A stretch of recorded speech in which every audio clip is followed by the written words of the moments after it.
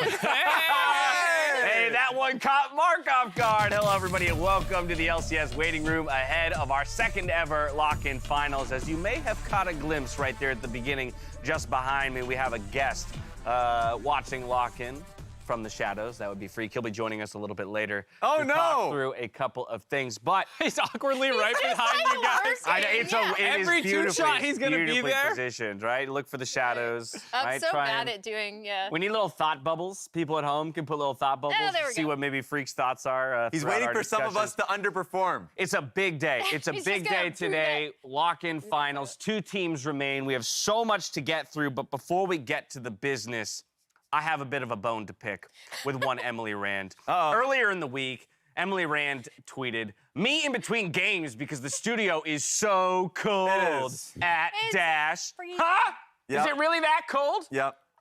So it's not cold enough to actually wear this jacket, which is from truth comes out, which ladies is and from gentlemen. home. But it is very cold in this studio.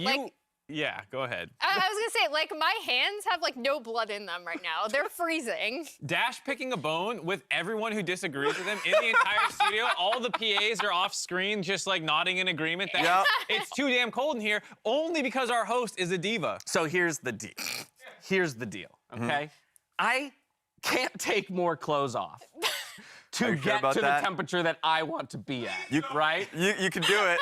Zach, please don't even, right? Okay, but y'all can always put more clothes on, right? And in fact, I didn't want to sit here and be accused of being a diva without having done something for all of you. So, I went and had the production crew make you all a little present. Okay. And Emily, I'm gonna deliver this to you. We like now your have stuff. our very own branded LCS blankets. Please enjoy. Maybe we could get a single or something there. But look, that's now, your solution to your problem? Isn't this beautiful? No, it's your problem. I did not my problem. I did bring that great. jacket specifically because it's so cold in here. Like, as the season started, It's over I there showed somewhere, up with this. Yeah, and I was like, okay, this year, I'm on to you, Dash. You can't freeze me out this time. 2 questions. What? Are those purchasable anywhere? They should be, I'll wait till I get the answer. Second question, can I bring you a gift then, which is just like duct tape with an ice pack to put on your forehead, and we crank the temperature up? Actually, you know what? Sure. Next week, I'll do a segment I'll with an bring ice in a gift pack for you taped next to my week. forehead Yeah, for you, Mark. We'll see if the brain freeze gets to me. They unfortunately are not purchasable. Maybe we can petition the LCS. One to of a make kind. Put that on eBay. I don't know if it's one of. We might have another one or two back there. Either way, I wanted to make sure that you weren't suffering all throughout the day here ahead of the lock-in finals, because I am hoping that today goes the distance, goes the full 5. As we've got TL on one side, we've got Evil Geniuses on the other, and I think, given that this is a finals, I want to do a little bit more justice to the teams by really honing in on their journey so far and how they got here. So let's start with the side of Team Liquid and how they ended up in the defending position of their championship from last year when it comes to lock-in. And when I think that semifinal performance, I think no one other than Blippo up in the top lane. Yeah, Blippo hulked out. I would say for the majority of that series, if you look at the early games, Dignitas had some pretty big leads, and if Blippo wasn't just gapping top lane every single game, there's a real possibility that Dignitas could have actually taken that series. Yeah, absolutely. I mean, just hearing it. Blippo for MVP already. And he has come in with not only strong performances, but just on different looks, and he's challenging top laners on different matchups that they would never expect. He already talked about it in his interviews. The one that always comes to memory is the fact that, what is the answer to the tank Akali?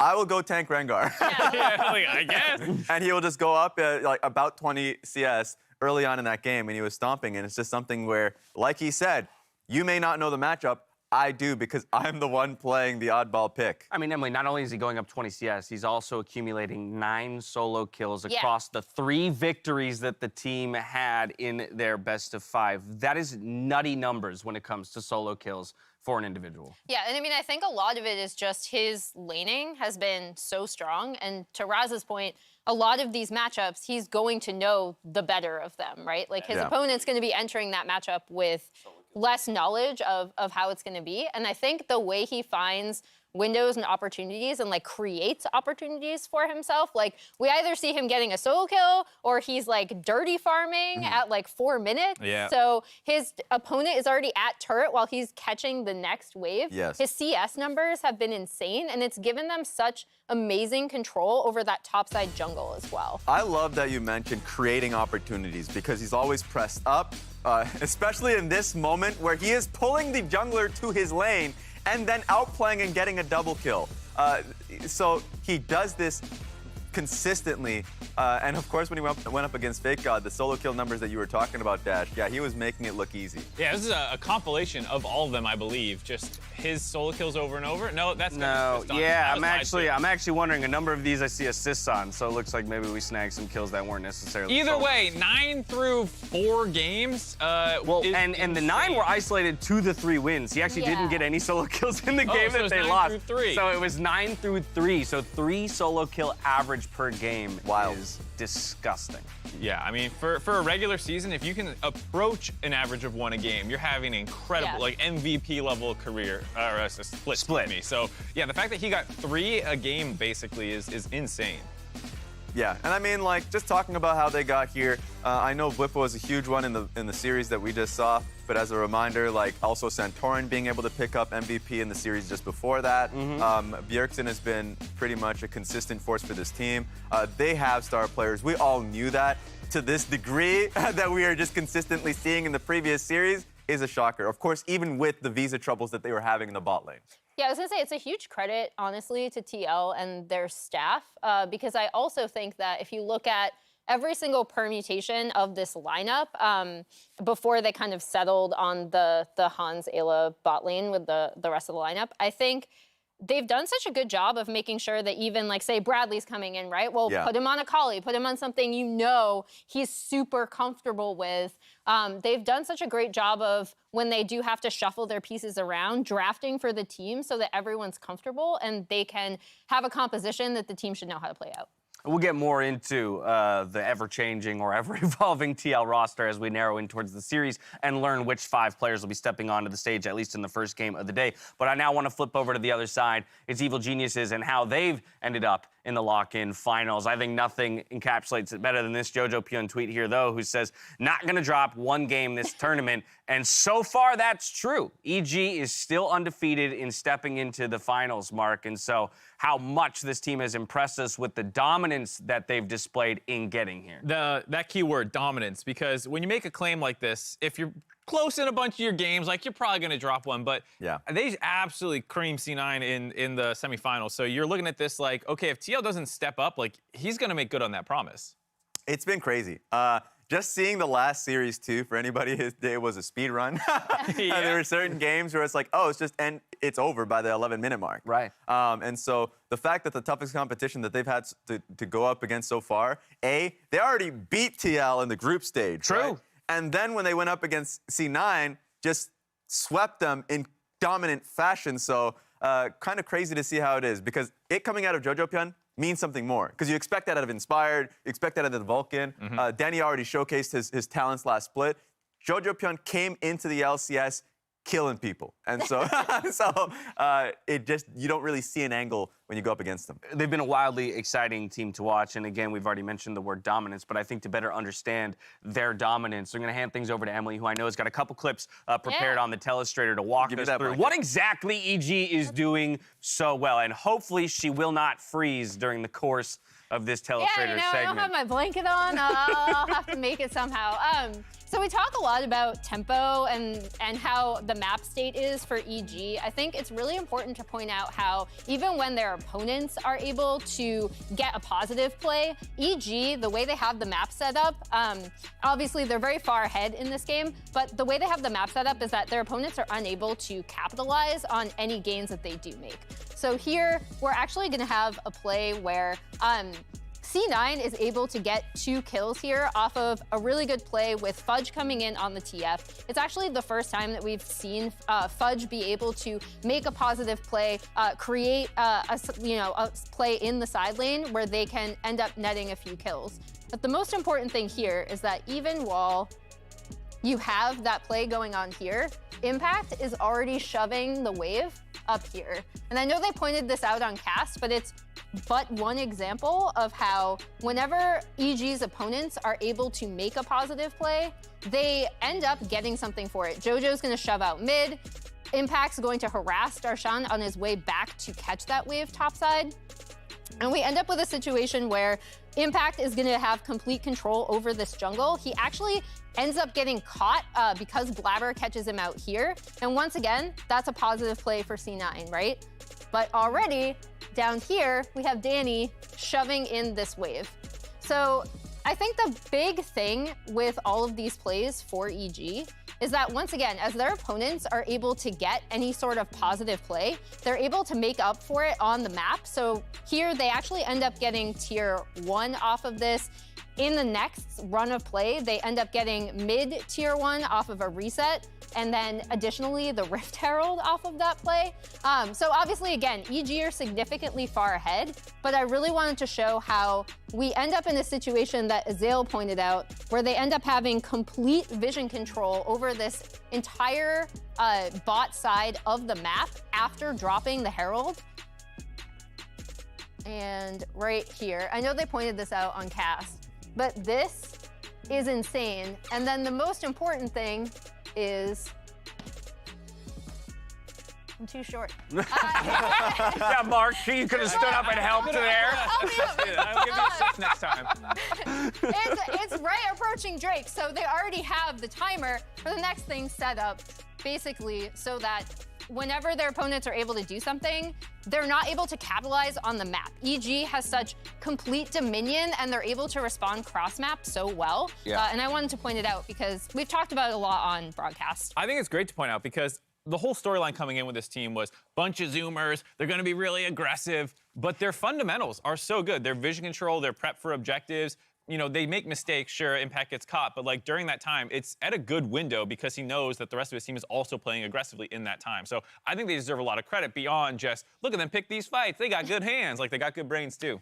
Exactly, the fundamentals are super important there. I know Inspired in an interview was like always talking about like that he loves working with players that are hyper aggressive, but like talking about reeling, you know, having to reel them in and also just focusing on the fact they're just playing the game the right way.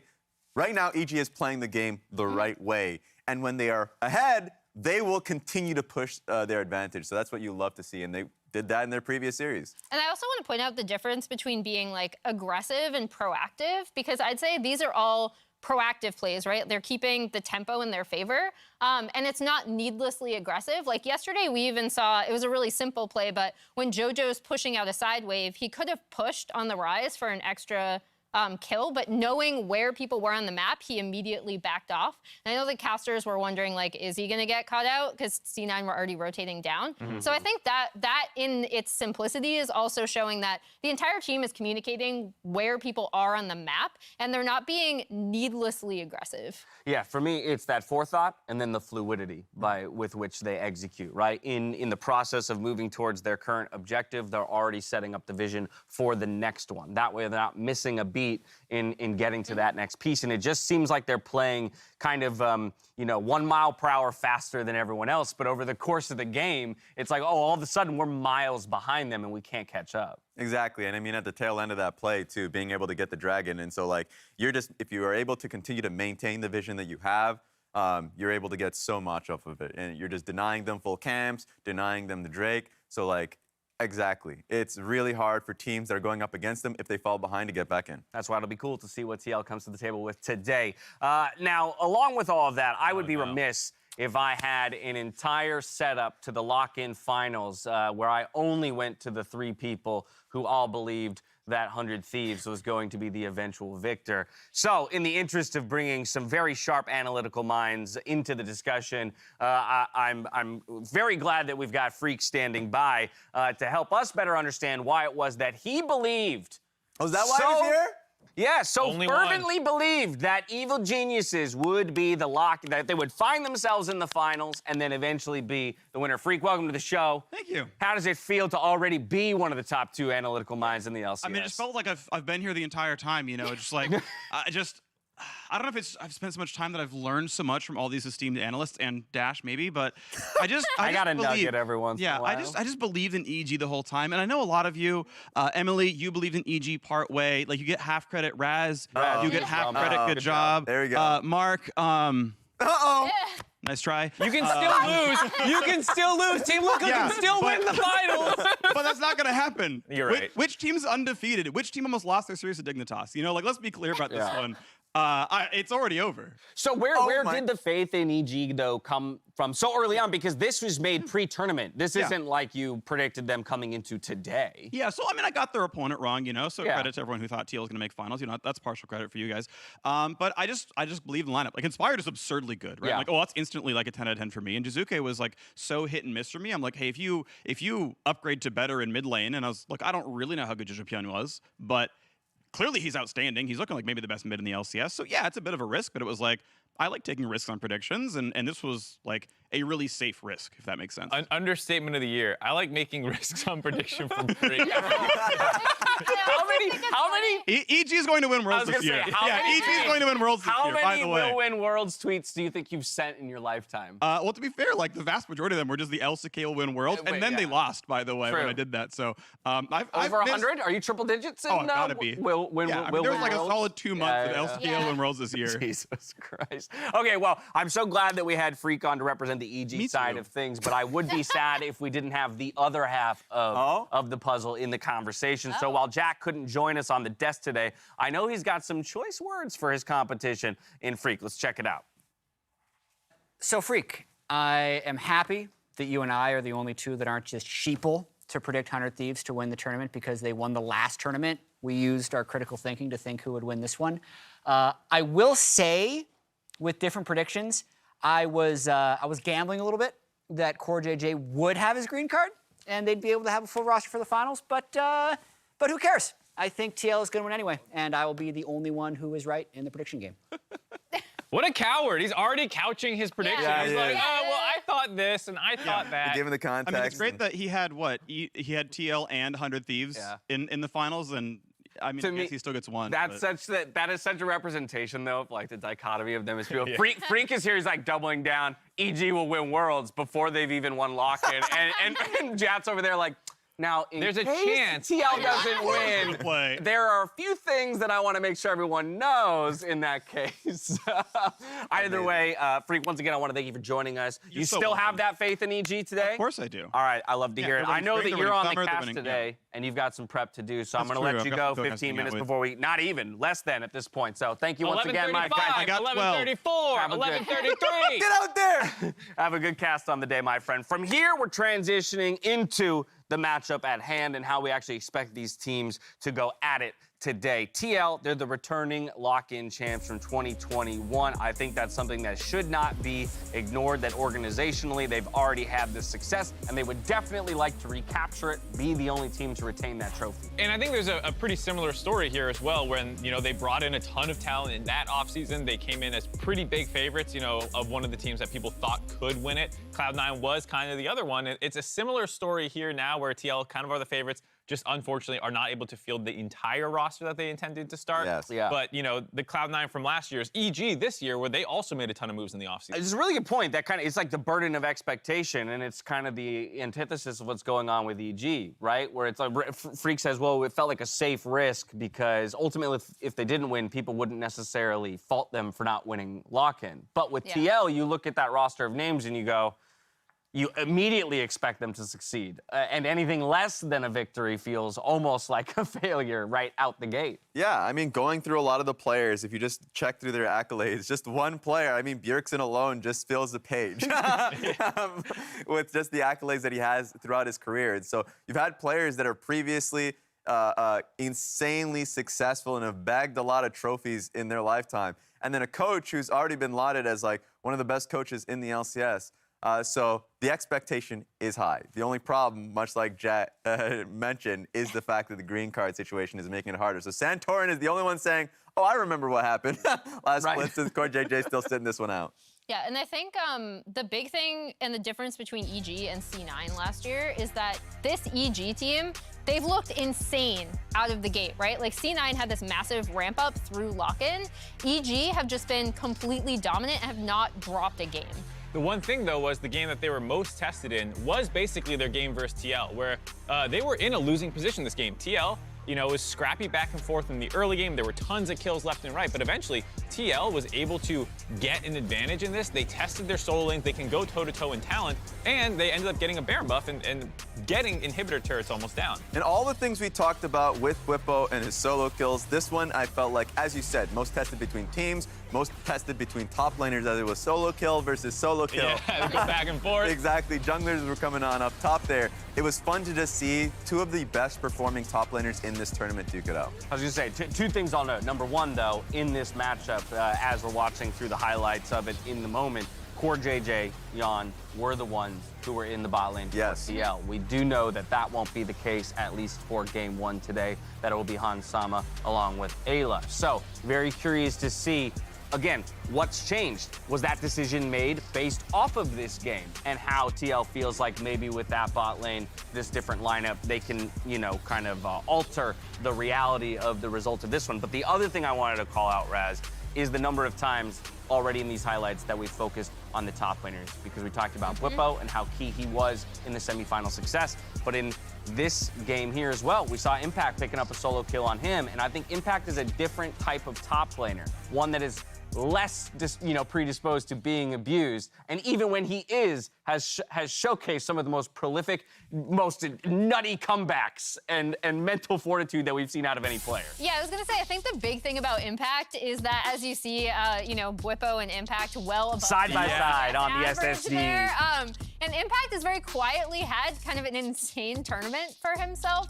I talked to yesterday about how attacking the top side and destabilizing it is a way to attack EG, and the reason why I say that isn't because I don't think Impact can soak pressure, because I think he's really good at it, but because you can destabilize the rest of the team that way. Yeah, Mark, that Samsung SSD Fast 5, those guys are neck and neck right next to each other, but did you see the difference between them and the league average? Yeah. That's what, to me, stands out, right? It's less of a comparison of the two of them, and it's more of a comparison between them and the rest of the league. They're like 1 and 2 in almost everything here. Yeah.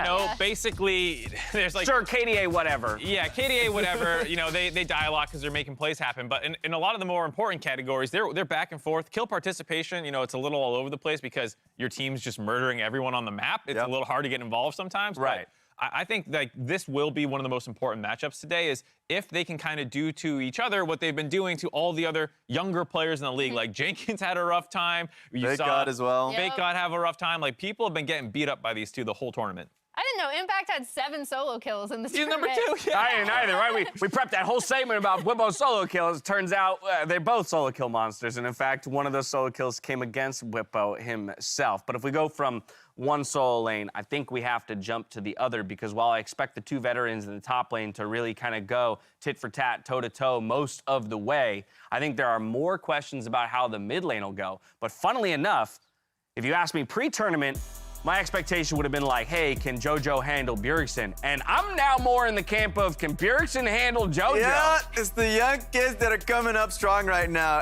So, like, Bjergsen, I expected him, a lot of people expected him to kind of slowly get back into the thick of things because, of course, coming back from coaching, coming into mid lane, even though he's playing solo queue, playing scrims, and playing competitively is a completely different beast. And so, yeah, he's been getting slowly back into it. And he has been good this tournament. But JoJo has just been better. Yeah. So, like, that's just been the case of this matchup. I think what's interesting there, too, is JoJo Pyun's jungle proximity is 9th in the league. He doesn't actually get that much help. Inspired is not a super proactive jungler. I don't think that's quite the word, but, like, he doesn't hover around his lanes very long. He's very efficient. He farms his camp, and then when he shows up, it's very impactful. But it's not like he's sitting in the brush for 30 seconds waiting to make that play, and that's why I think it's interesting that it's so low for JoJo. And the thing that's impressive to me also, as we look at their champ pools, you see the Tryndamere, you see the Twisted Fate. They play different lanes. Those players play different lanes. And then obviously Quirky Victor in there. But I think the big thing is that Inspired and JoJo, like, JoJo plays the lane insane. Like, he's going to be contesting for CS maybe before the wave even gets there. And so that, I do want to see how Bjergsen deals with that, but Inspired kind of, he and him have they seem to have a good understanding of like when he does need to come and help, like that Tryndamere game. Exactly. And so you look through all that deep champion pool, and then I just look at Bjergsen's and I just see Zilean. and how dominant he was in that last game of the series on that pick. And even hearing from Bwipo saying that he definitely was the hero of that game. So if you ever see that Zilean performance come out, but if the pick comes through, I'm scared. Oh, game 1 is coming out. Yeah, but it's all control mages for Bjerg, except for like the one LeBlanc, which he's been playing forever. Yeah. I'm like, let's get a skill matchup. Let's get like something a little more contentious in there. Where you see JoJo's side, I'm like, that looks like a really fun champ pool. And then you get Resident Sleeper Zilean. Oriana.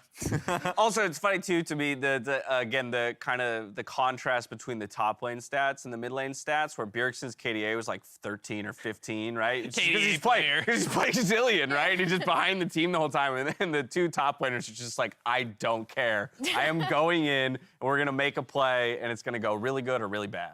I mean, to that Zilean point, though, he was super proactive in that last game. He was all over the map, he's which a monster. you don't associate with Zilean, like 7-minute roam top. Yep, I feel like if Hilly didn't exist on this planet, he would be the most aggressive Zilean player. But no, we right now have someone who's just wilding across the, I want to say Pacific? Atlantic. Look, I'm gonna walk away from the Atlantic. There we go, Atlantic. Does anybody have a globe? Can I get a globe? Can I get a globe flown in here? We do a quick little geography lesson for Raz. I corrected myself. I'm proud of you. Only because of the Battle of the Atlantic tournament. So that's the only way I got that. I was impressed. Oh, don't. But yes, he has been incredible now, and he was 2 levels ahead of the next highest level in that game. So I'm excited to see that matchup. They just play completely different games. You were talking about how efficient Inspired essentially plays it, right? Because he doesn't necessarily need to be around mid. That's just because a lot of the times these players are playing their lanes insanely well. The last series that we had, JoJoPyun just provide a clinic in a 1v1 versus Fudge. So you don't need to be mid if he's doing it already. I mean, that to me is the final piece of the puzzle, is the junglers, right? And we've already talked a little bit about Inspired, the efficiency with which he works and kind of how seamlessly he seemed to slot in already. On the flip side, you have Santorin, the mainstay jungler of the LCS now, I feel like, at this point, ever since Xmithie's departure. Yeah, I think the thing that's impressed me the most about Inspired specifically is Raz mentioned how he's not around his lanes a ton, but I actually think that he's around his lanes more than I thought he would, or he seems to have much stronger communication with them. While he was on Rogue, they really relied on having like pushing waves so he could always invade, farm incredibly efficiently on carries. We've seen him do that, but we've also seen him be a facilitator for this team, and I've loved seeing both of those styles come out from Inspired. And I think it's going to be big on Santorin to step up and shut him down a little bit, because that was Santorin's MO, excuse me. Jesus. Mark, too much of a gamer. What do you want? Too much gaming.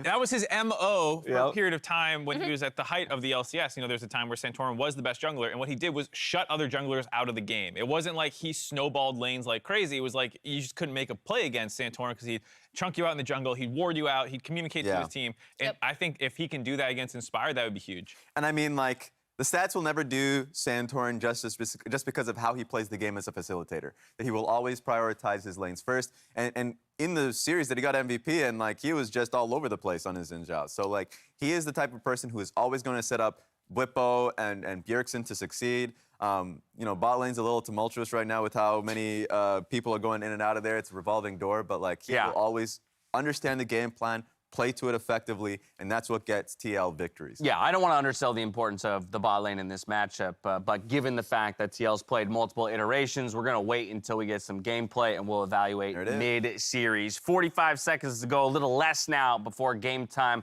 Lucky for all 3 of you, your pre-tournament predictions are not the ones that have to be locked in. So I want to know down the line, Emily, who are you taking? How many games? What's it going to look like? I waffled on this a lot, but EG 3-1. EG 3-1. Right. I waffle between 3-1 and 3-2. Okay, so TL gets a game in Emily's book. Raz, what about Return you? predictions, 100. Staying with 100 Thieves, Dash. Really excited. Evil geniuses, I take this one 3-1. 3-1 as well. We're all cowards. I did 3-1 too. Oh my God. I think just because I think they're going to drop a game and not follow through on JoJo's prediction of going undefeated, I think they'll drop one. That's it. It was very close to a 3-0. I was surprised Emily said almost 3-2. I was almost 3-0. It was tough. All right, well, that's what you guys think. This is what Immortals thinks. Preview of today's LCS lock-in finals. Who will win, the Boomers or the Zoomers, baby? I love that as a tee-up to the matchup. And with that, we've got not a whole lot else to say other than casters, take it away. Freak, Kobe, and Azael, enjoy.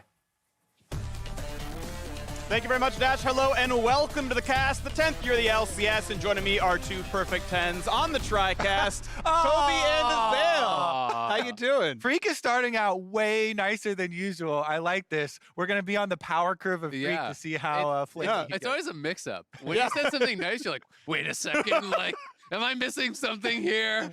It's being sarcastic. Fingers were crossed behind my back. I don't know. Well, we've got a banger of a series, my friends. Such a cool finals that we have here.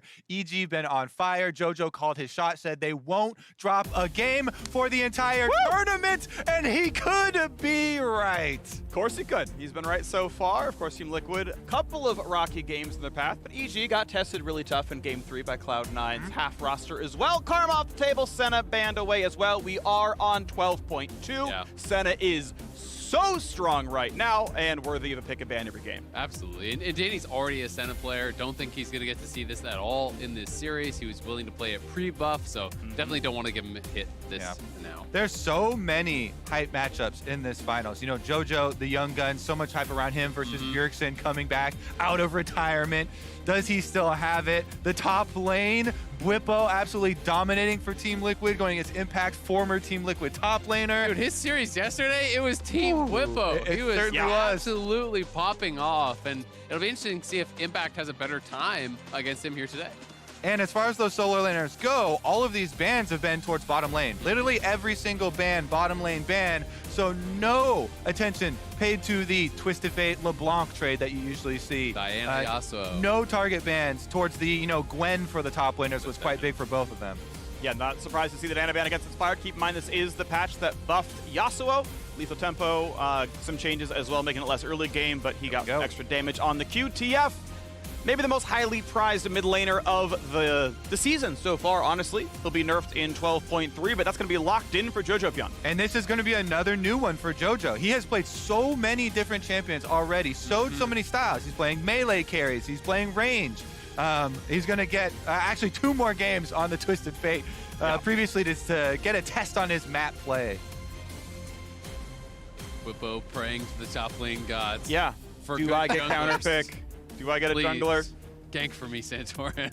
Santorin tends to put his time towards mid lane, but Jarvan definitely a good early ganker. Exactly, and Jarvan is very good, again, versus a lot of these very popular mid laners that don't have dashes of their own. Twisted Fate is one of those that you also want to put pressure on early on to keep in mid lane, or at least keep vision of them. So I think Jarvan is actually a really good early pick here from Team Liquid for Santorin. It'll be interesting to see where TL goes as far as mid, if they want to just go towards something scaling, control mage, or if they want to go to where more of the older school answers, things like the Sylas that can steal the TF ult and try to match the roams. You can go aggressive, something like the LeBlanc to just try to keep them, pinned under tower, utilize the kill pressure of LeBlanc plus Jarvan to try to really lock him down. There's kind of different schools of thought here. Yeah, they're hovering the Zillion here as a shout out to Bjergsen, but I think one of the other counters is probably more likely. The Sylas always has been quite good as far as matching Twisted Fate roams. Plus, when we're talking about putting pressure on the Twisted Fate, and you brought up the Jarvan, we go for kill pressure there, you can go for those engages. Sylas stun plus knockups there from Jarvan would be able to get the job done. I have to say, picking a Varus already seeing a Jarvan is another backline carry for EG that is low mobility that will be a very good target. I wonder if Tahm Kench is going to get banned out as a result by TL, because that's gaining some popularity. I tend to feel Tahm Kench is actually really good in the later stages versus J4. You can eat your carry out of the Cataclysm, give a lot of defense there. I'm actually interested to see what happens with this Gwen. Of course, we have seen Impact add Gwen to the champion pool. I'm also a very big fan of the build he goes for. Conqueror plus a Cosmic Drive second, I think is actually her optimal build. So I think Impact's like ahead of the build tech very, very slightly. But also, she can be flexed into jungle. We saw her in the LCK last night, for example. Actually looks really good down there as well. She does have a somewhat weaker landing phase. You get to kind of bypass that with the champion. So Inspired tends to do well with these sort of melee mage carry champions. So could see the flex happen. And I think it's important that they grab the Gwen in the first 3 because you're talking about the series for Team Liquid where Bwipo was hard carrying. You know, he tried to do it on the Graves, got super far ahead, pushed in the tower. He's running around the map. He's doing all that he can, but couldn't quite carry the team. And then he's like, next game, give me Gwen. Oh, super hard carry, and does it. So see if what he's got here in an answer to Gwen. Funnily enough, you know, Graves is one of the champions that has been picked over into Gwen, and he himself has actually used that matchup. Very well could do that again. EG could ban it out here. Gangplank, the first one. That was one of the very popular early picks into Gwen. Jenkins definitely popularized that one as well. So trying to protect a little bit Impact there because they know Bwipo can be a big problem. And Bwipo is one of those guys that is not afraid to bring out, you know, a more risky pick. You know, he brought out things like the Rengar. You know, I would be interested to see if he's going to be willing to bring out, you know, something like that, or the Jax that actually scales very well or into the Fiora. Gwen. Fiora's another one. Some of these more risky side lane split pushers that can scale against it, I think can be really effective. I would say it is problematic though because you're facing a real Twisted Fate. Yes, I do like Sylas into Twisted Fate as far as stealing it and the possibilities there, but the actual real Twisted Fate will often get an early move, you know, especially if you don't have vision control.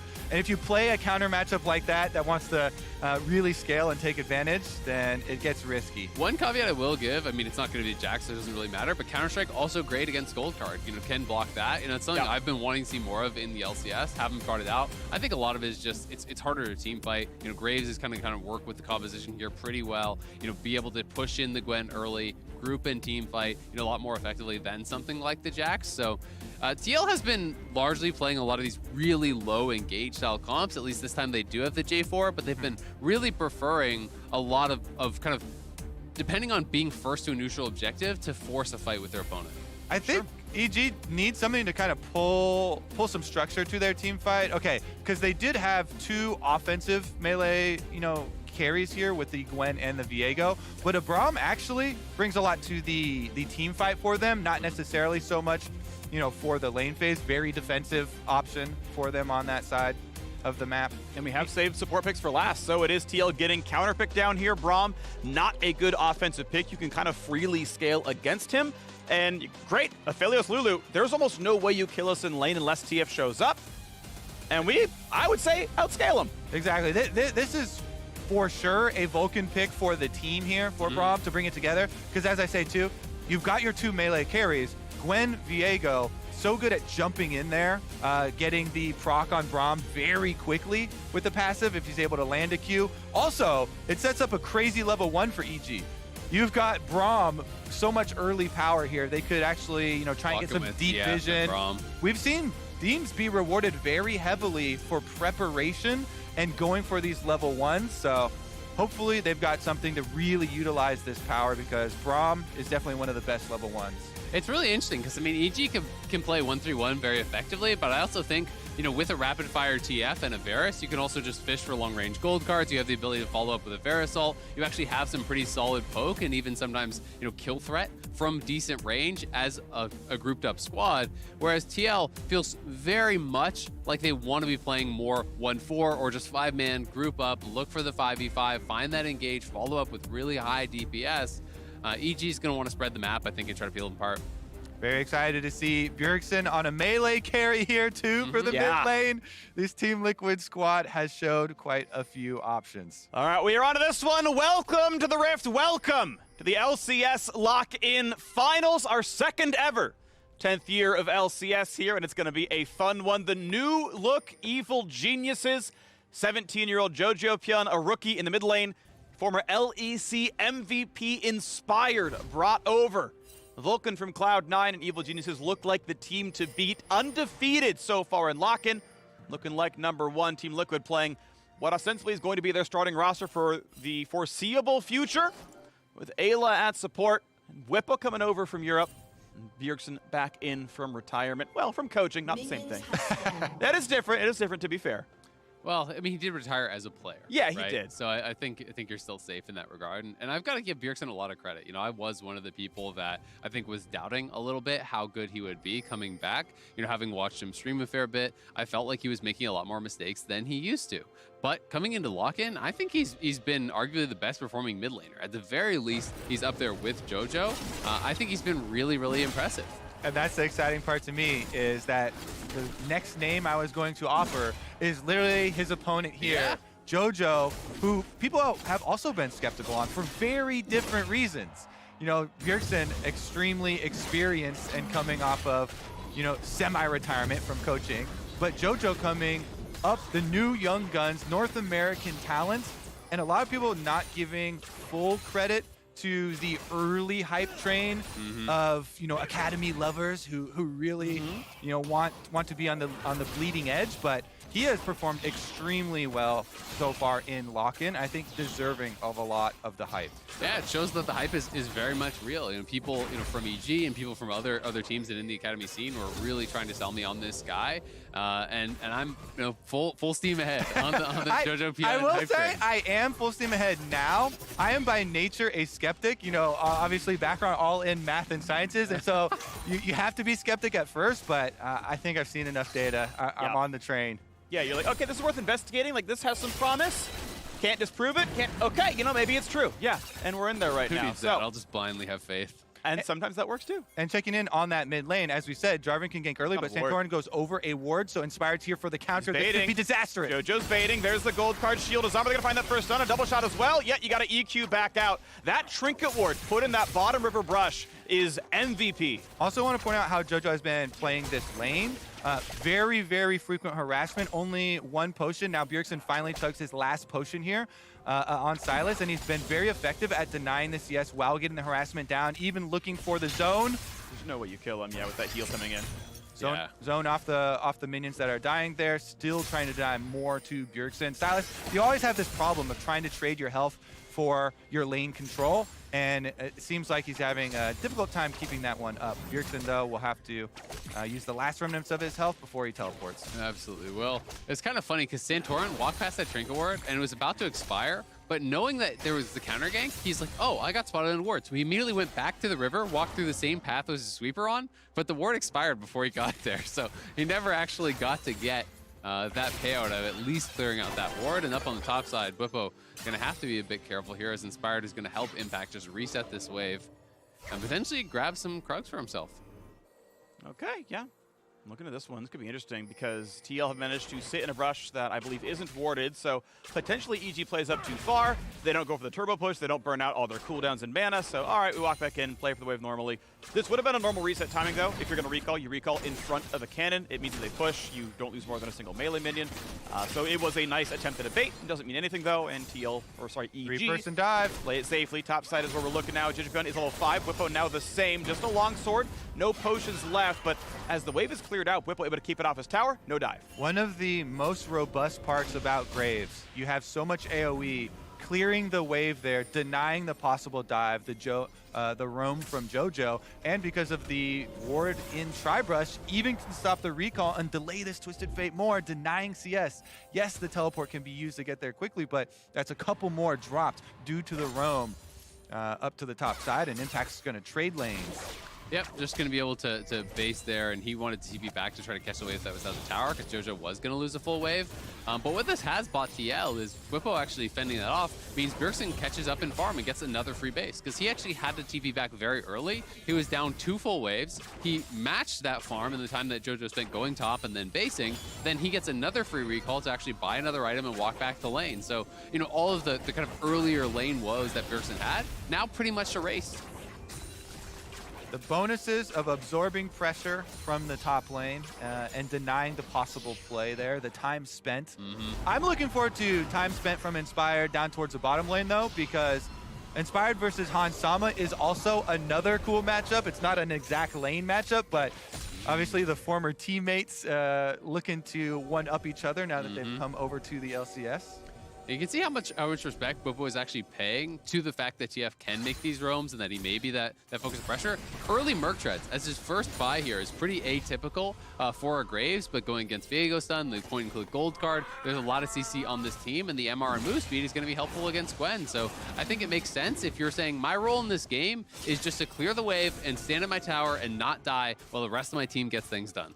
Yeah, so far it would be a small checkbox here for Team Liquid because they avoided the early roam timer from EG. And Santorin, as we said from Champ Select with his Jarvan, trying to put that pressure on Twisted Fate. This was the third pass that he made by mid lane before transitioning down to the Dragon to pick up Team Liquid's first objective. And well done. That map has been useful. Obviously, it is a 500 gold lead still to EG. Most of that is not TF passes. They are outlaning the opposition. But TF with the first Dragon actually looks pretty good.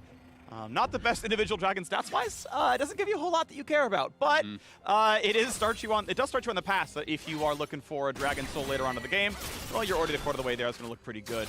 Top lane is scrapping back and forth. Like the Merc Treads from Bwipo, you got a lot of hard stuns from the entire rest of the team. You get tenacity almost everybody. And you're getting magic damage in the lane, so I am a big fan of that one. And now we get a fight in the top side as the ultis come across. Decent damage. Bwipo attacks the minion for more. The Qs come out. The big ulti, the flash from the Q. Able to sidestep inspired stun. No death on a Bwipo. And one of the important things in the escape here, whenever you're playing versus Gwen, so critical to move sideways when she jumps at you with the Q, because the center of the snip does so much more, and some people will get kind of lazy, you know, and just face tank it or try and run in a straight line. But it's very critical to sidestep the middle of it, avoid a lot of that damage. Bwipo had pretty good movement there. Also dodges out on the W stun. Ignite, oh, almost. One auto would have been the stun. Alo's already down flash, but it's nothing picked up. TF. Yes, here. Both showing up on both sides. Bjergsen's here first, and then it's first blood in the bottom lane. Vulcan can find a slow, but not much else. As the squad runs away, staying alive barely, but summoners are down for EG, and a kill on the board for Team Liquid. Yeah, huge roam there, down from Bjergsen. Arriving first with that stolen TF ulti, they're the ones that come out on top on this, gets a kill, and now they're going to be able to take plates. I mean, Hans Sama had their chakrams all stacked up and was fighting back very heavily as they were trying to burst down Ayla. He returned so much damage. When Bjergsen arrives, it's an easy kill over onto Danny. They push it in, they get the plate. They have a 20 CS lead almost on this base for Hans Sama, so he's going to have a really nice buy. Plus, this is going to mean a lot moving forward. You already have first Dragon. If you're able to get that advantage for your bottom side, continue stacking up. But here it is. The flash and heal forward from Danny had been used early, so that's why so successful from Bjergsen as he comes in a split second before JoJo. The attempt there, just like 1 second of difference. Yeah. If they had been a little bit more proactive in coordinating that there and actually been able to punish, could have been completely the other story. Absolutely. And Danny, I think, just needed one more auto onto Ayla, to actually proc that Braum passive. That's why he was going for that flash forward. If you get that passive stun, your Q is guaranteed, you're going to get that kill, and the fight can look pretty different. But unfortunately for them, it's these slim margins, and TL getting the best of them so far. Hans Sama had the white gun. That meant the damage was really high from the chakrams, and it looked tough. And again, the first step from mid lane, so critical. And you saw how a couple of seconds could mean the difference, because if you're coordinating ahead of time and your Twisted Fate ultimate, no matter who's holding it, is the one that gets to join that play earlier if they had been on the offensive there. Here's the follow-up, though, from Team Liquid. Level 6 on Santorin, so they have full authority here, moving into the jungle after chunking out Twisted Fate and even bringing Bjergsen down for the follow-up. This really hurts for Danny because he was down 20 CS off of that previous play, and now getting zoned off more farm, more plates being donated over here to Hans Sama. So Danny significantly down in gold now to this Aphelios that is going to scale really nicely into the mid game here with this Lulu in the back pocket. The trade-off has been on the other side. Inspired has been farming much more efficiently than Santorin. He farms faster. The J4 has been looking for more ganks, but it does mean that there's a lot more pressure, I think, on Inspired to try to make something happen with his gold advantage. And it's more difficult for him to do so because look at the summoner spells. Danny, having blown his offensively there, has nothing for the follow-up play.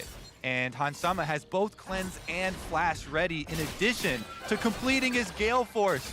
Gale Force to be the single most influential AD carry item there is in the game. Ooh, we got to fight. We got a TF this time around. Bwipo doesn't have a teammate to show up with, so spells are going to land. And Impact finds the kill. EG going to play for top lane. And this is the way they're going to get back into this game. Yeah, back up to top lane again here. They do punish the missing flash. Bwipo was trying to reset the wave, and it's a really nice timing here by EG, getting up there, able to punish, and you can see the kind of setup that they have. This line of pink wards across that topside river is covering Jojopion on these roams, so he can cheat out of lane anytime he pushes out the wave. He can disappear into fog, and Bwipo can't always play with respect to that, or he's gonna lose the freeze. And now look at this. What really matters is teleport used back to the top side. So this dragon stacking in jeopardy for Team Liquid. Evil Geniuses, they've got the teleport advantage with Impact still holding his. It's not unleashed yet, so you would have to teleport to your tower, but you could try and trade top plates if you wanted to cut out the dragon stacking from Team Liquid early on.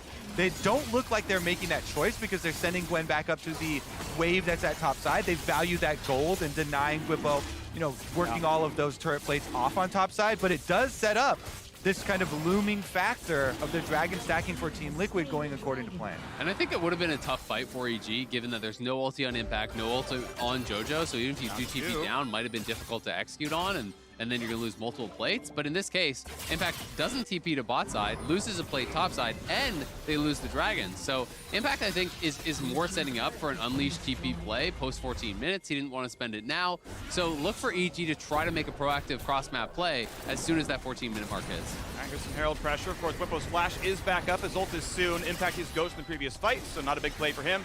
And though one turret play was taken, that one's going to be shared 50-50. But now Vulcan can try to start the dive. Bwipo burns the flash. No wave right now means wait for this one, clear out the wave. Everyone's coming top. And Vulcan's down to half HP, so it's time to run away. Inspired says I'm not on a ward. That's fine. Bwipo completely fearless, chasing down 3 opponents. And indeed, they'll have to walk away. So the Herald just gives 160 apiece. Nothing else claimed for that one. TL already 2 dragons to 0.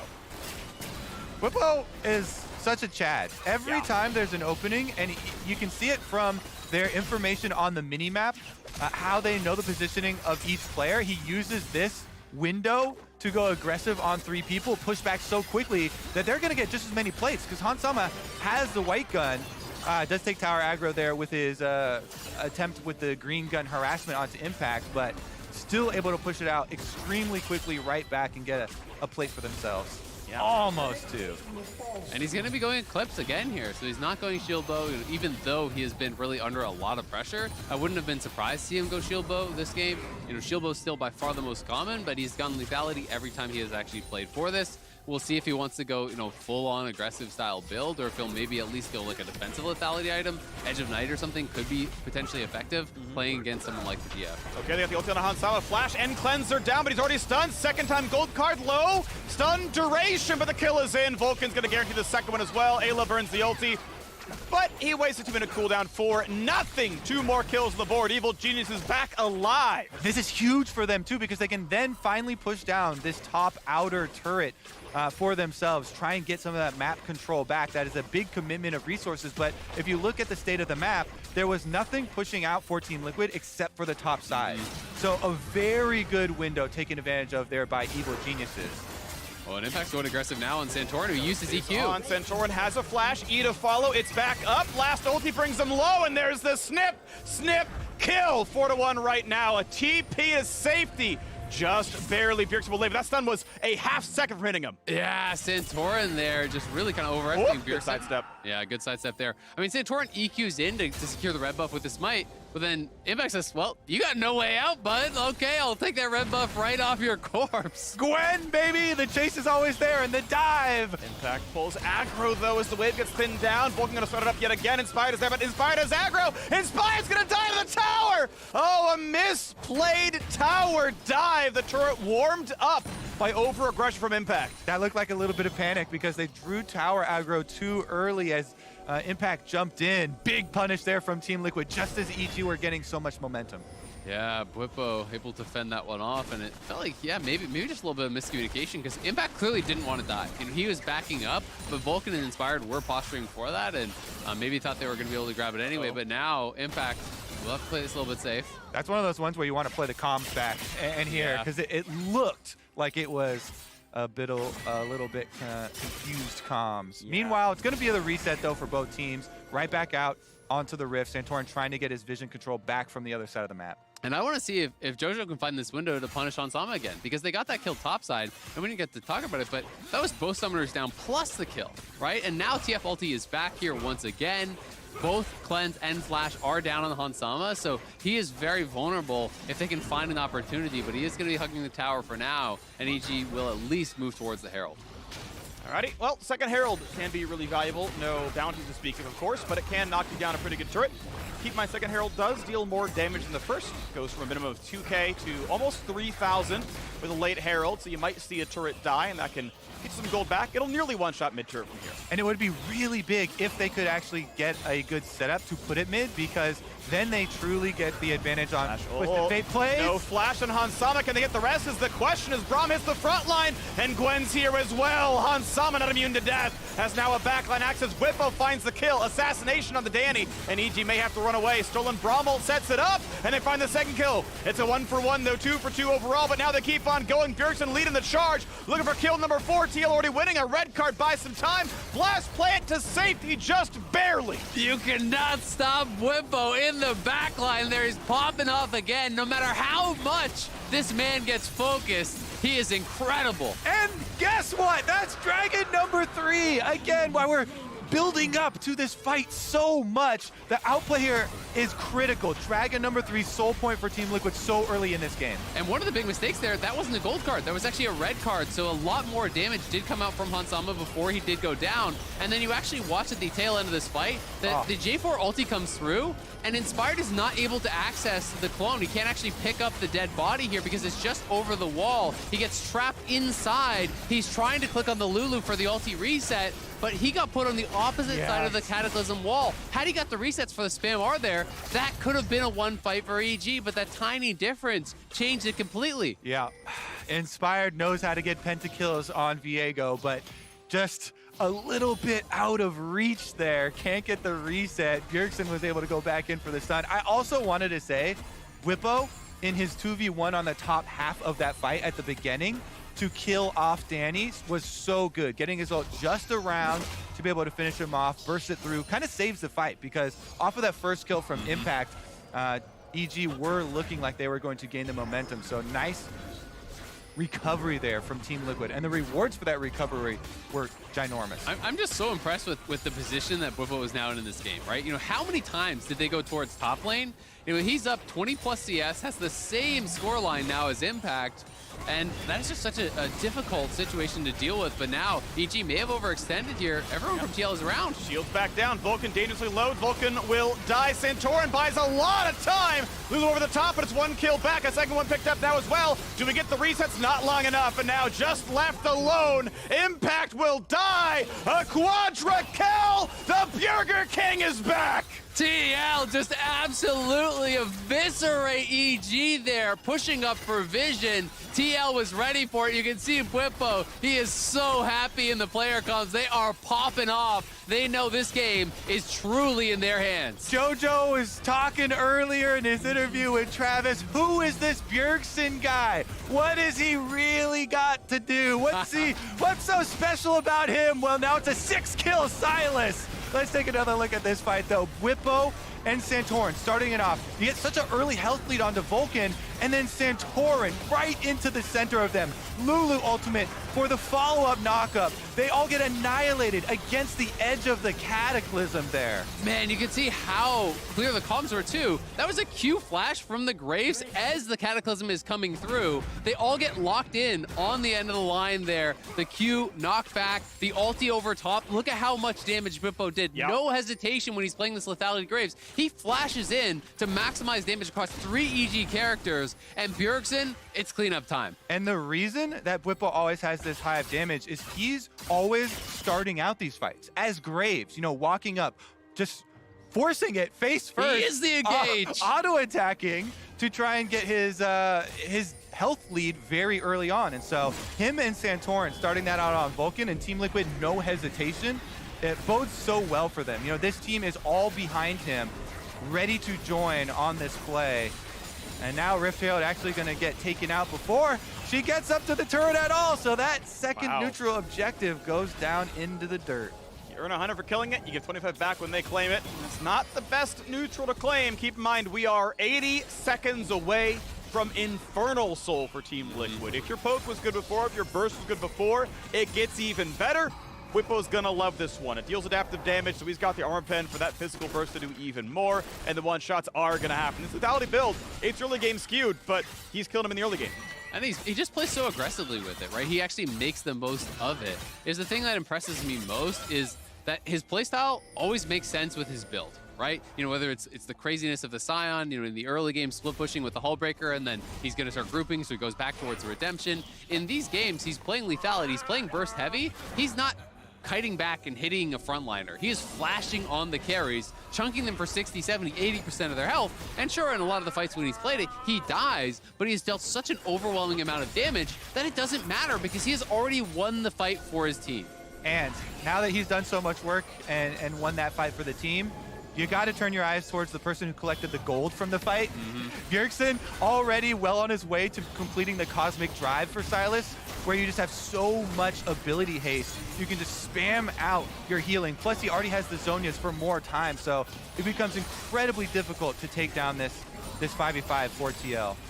You're watching Impact in this one as well. Here we go. Dragon Soul on the map, and it's Team Liquid who control the vision, but EG want to dive on in. Wards over the wall. They know what's going on. Whippo is front lining into the Braum, and Chung's Vulcan half HP, and I think going to lick a damage back. Impact on the flank. This has to be the play. EG must try to get in. Ulti comes in for TF on the flank as well. They're diving in, and it's going to be claimed. Hans Sama gets the soul. Jojo Pit on the back line, but shut down by Hans Sama. 2-1 so far. Advantage Team Liquid. Impact is trying, but Impact does not have the damage. A stopwatch gets him the time, and Impact will turn into gold just like Hans Sama did, but in different ways. And now Vulcan is left alone, will not live long, will not prosper. A joke I made before, but what hasn't happened yet is EG losing, but on the way, Team Liquid toward Baron. Fellas, I think this greatly hinders EG's chances of going undefeated in the lock-in tournament. Team Liquid will pick up the Baron, they pick up the Infernal Soul, and they are absolutely crushing it. Game 1 of the finals. Just what a performance from TL across the board. But holding out in the early game, fighting really well here. And we can see it again, another Bud Light ace coming through. It's all about the Dragon here. Eyes on it, down to 200 HP off the smite, gets finished off by an auto. Jojo Pion trying to come in on the flank here, you know, trying to assist Impact in taking down Hans, but Hans still had his cleanse, he still had the flash, he had everything available to survive. Yeah, really good focus there by Team Liquid. Finishing off the Dragon, even with the reset there, and starts even gaining more health. Hans already auto attacks in the air, finish it off, and Team Liquid with that. Now you can just push in so easily with a 4-1. They can even push all 3 lanes. They're going, well, I guess it's jungle control plus 3 lanes. Yeah, so they got everything. Every person is an army. All the gold's gonna look good. I do want to point out one thing in that fight. Miscommunication or coordination between Impact and Jojo Pion.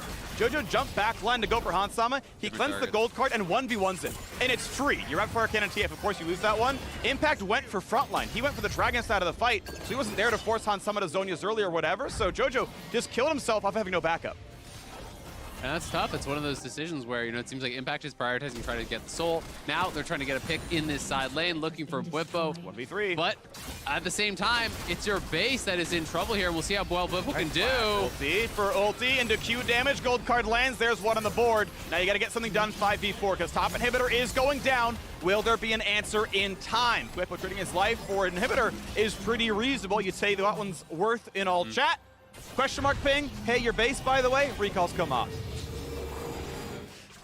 All right, pretty sure Bjergsen's going to have Cosmic Drive on recall here. His 10 stacks in his Medjais that he upgraded as well. One of the best feeling things about that, too, is that you get the bonuses from your Mythic on that, even though it's such a cheap item as well. So super efficient, 10 stacks already on it.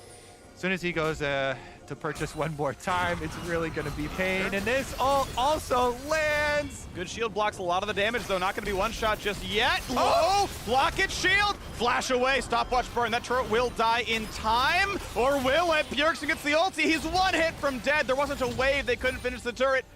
That was a lot spent for no kill. Oh, that's so frustrating for Danny, though. That would have been 1K for the Varus there in the bank if he could have knocked him down, but he can't. Now he's just going to TP back in here. Full health. The push will continue. Vulcan's still healing back up at the base. They got to wait for a while. His middle inhibitor going to drop now as well.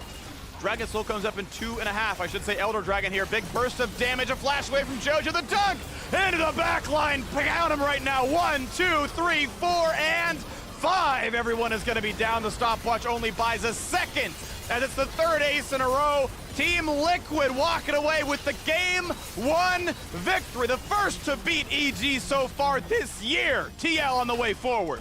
And Bjergsen ends it legendary. 8 kills to his name. But there's a reason you're seeing Bwipo on your screen again. Previous series, super hard carry. I will say the biggest thing this time around, though, team play. Yep. Team Liquid, every member came to play this time around. Bwipo's the one that got them here, but Game 1, so much of a team victory. Santorin had really good engages for them on this Jarvan. He also played to the early plan, trying to pressure the Twisted Fate, make sure they didn't get, fall prey to some of those super early roams. Started stacking the dragon extremely early on and put that pressure and draw them towards their area of the map. It really felt like TL was just on the same page throughout the entire game. Every single time they were going for a fight, everyone is going forward at the same moment. Everyone is really coordinating very, very well to win out in those 5v5s and in those smaller skirmishes. But, this was not an easy game. They made it look easier towards the later stages, but EG, it felt like, was dictating the pace for a while, getting a lot of pressure towards topside, doing a pretty good job getting ahead with Inspired, but it was these slim margins where TL really, I just think, outperformed in the coordinated play. And I really like the bottom lane performance as well from Hansama and Ayla. A lot of these games, bottom lanes have been very quiet, especially, for a lot of these early stages, but that successful play towards bottom side also ensured that they can keep stacking these dragons so quickly and get to that soul. Well done, Team Liquid. They have handed EG their first loss in all of LoC and in all of the year. They're pulling ahead the series 1-0, so both the squads are going to ready it for Game 2. Let's over to the State Farm Analyst Desk. Thank you so much, Freak. He's exactly right. That's where we got to start. The fact that EG has just been handed their first loss of 2022 comes at the hands of TL. Now, importantly, Vulcan did say in his interview just yesterday that TL would get one game. Exactly. Okay. So this is the game they got. He gave it to them. It's all downhill from here, James. At least according to Vulcan, this is the one game they get. All three of you also predicted that TL would get a game. On the dive, I said I think TL would win if they ran this series. Yeah. Then the Dig series happened. Can I flip-flop back? No. Can I go back to 3-2 You know what? For that hand motion, I give it to you. You got it. Back to TL. That's the perfect representation. Can I flip flop? That's like a single lane. This is where I'm thinking right there. Mark moonlighting as a background dancer in a former life. Either way, Team Liquid does come out with the victory, and I want to talk about how they did it because I think in a number of ways, you look at both lineups in terms of composition, you say, hey, most of these players should be comfortable on those lineups. But I'm immediately looking at the top lane, which is one of the things we talked about. We got that Graves, Gwen, so I'm thinking, okay, Bwipo's going to have to do some work. Yeah, I mean, Bwipo ended up being a massive part of this, right? But the pick I'm actually looking at is the Sylas, because we immediately saw, Sylas has been picked into TF It's a funny-looking Zillion. For obvious reasons. Because he can respond after he steals the ult. And we saw that come into play in the first play that EG made. So even though we praised EG for a lot of these proactive TF plays, I think the Sylas pick was really good against what EG want to do. Yeah, and they must have prepared this. Everybody knows that if Twisted Fate's going to be available, it's at least, certain teams are just going to first pick it. So the Sylas being ready just to be able to follow the map play, also try and see if they can bully it through mid. This time it didn't really happen. But honestly, go bot lane. The fact that Hansama and Ayla were getting a near 10 CS advantage before the first port bot lane speaks volumes, and so tries to amplify that. Danny falls so far behind at that point. Yeah, the good thing for EG was they still turned their vision back up to the top lane, which is where, they really wanted to focus this early aggression. And I think for a period of time, it looked like the game plan was working out. The TF, you know, even though there was that counter pick, was still getting uncontested ports off and able to join in and get his team a lead. Yeah, and I mean, I think the big thing that ended up happening when we're looking at, like, okay, Graves as a pick actually has, I believe, a pretty low win rate across major regions because you do get to a point where he will get blown up in a side lane by something like a Gwen. But the way that these team fights ended up going, Bwipo was able to do so much damage on the Graves in a lot of the Drake fights specifically. Yeah, we've seen a lot of Graves specifically into Gwen, and it hasn't looked good so far. A lot of times the Graves get smacked. Bwipo was the one person who was able to actually win when he did this counter pick. And it was, again, a situation where I was like, uh-oh, it's not going great early on because of all these things, but he's just such a monster with his lethality Graves build that, like, even when he doesn't totally dominate the lane phase, you know, it's like a small advantage in terms of gold differential, he turns it around and becomes a beast in the fights. Look at the damage percent that he gets on his Graves versus every, you know, the other Graves in the LCS. I mean, all of these numbers, right? All of them. Just such a stark contrast. Just the idea that he, though, single-handedly has moved the Graves v. Gwen matchup. It's a winning matchup now. Is now a winning matchup when nobody else necessarily wins with it. Yeah, and we saw the replays before coming into the series, but also just in one of the team fights that were played out. The fact that he was just able to 100-0 Danny. Flashless Danny, he's gone from the fight. Obviously, there were little bits and pieces that could have made EG come out a little bit ahead,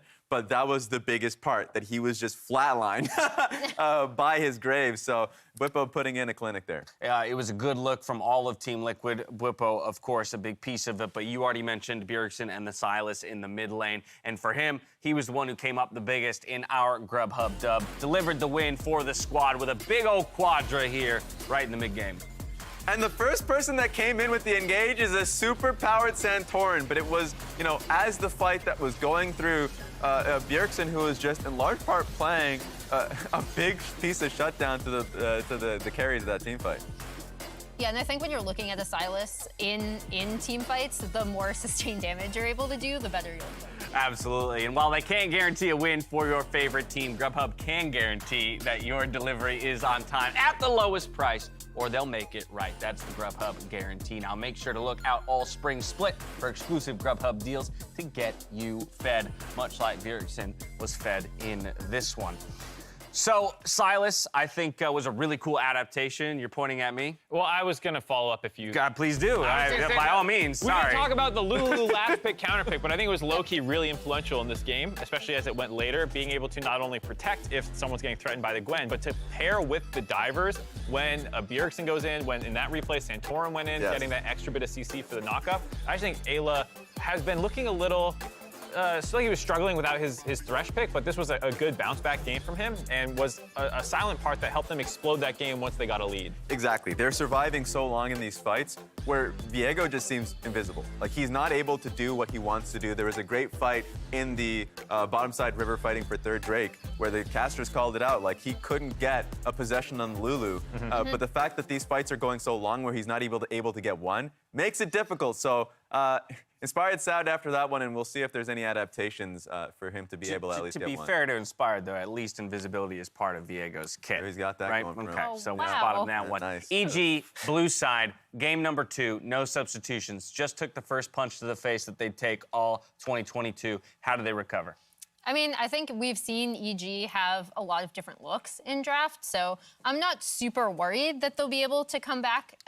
Really, I'm reading panic all over your face right now. I do think the draft will change, but in terms of like looking at this game, I feel like they realize exactly what happened.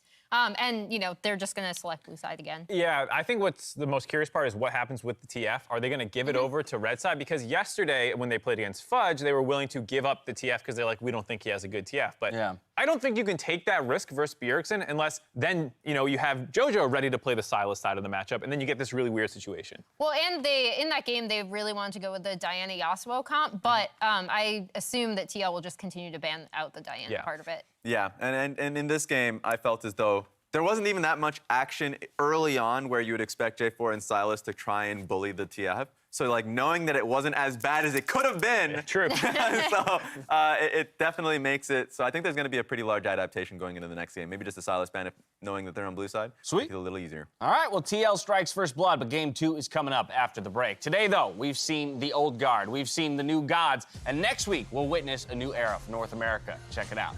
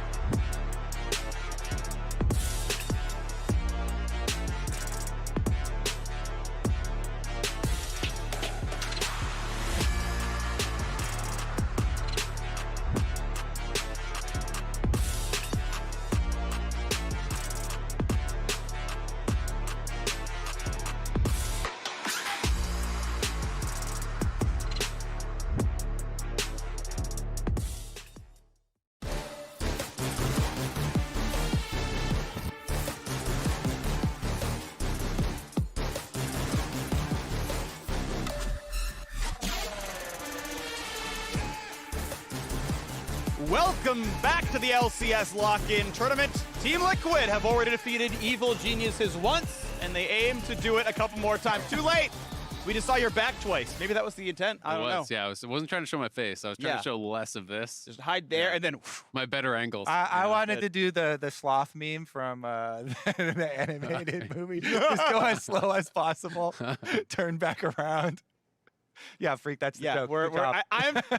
I'm slow and keeping up with the conversation. Yeah, I had to turn over and see what you were doing. Let's speed this one back up to game number 2 here because, wow, it's not shocking, a lot of people, due to Evil Genius's undefeated nature in the lock-in tournament, were predicting, very heavily towards Evil Geniuses. Sure. It is cool, though, also that Team Liquid have really settled on this lineup. That was one of the other things coming into lock-in. They're shifting a lot of stuff around with the green card situation with Core JJ, seeing who they're going to put in and out. Hansama and Ayla, I think this was also a very strong game from them. So we're seeing how this commitment, at least from lock-in, is really starting to perform from them. And this was also, I feel like, the most cohesive Team Liquid game that we've seen from them, possibly all tournament long. Yeah, it looked really good. I mean, the fact that Whippo was still doing Whippo things where he's handling pressure really, He's really well. always going to do the Whippo things. If he's dead or not, like, he's getting killed once in a while, like, he's still so good. He's incredibly aggressive. He's going to get his leads. He's going to team fight incredibly well.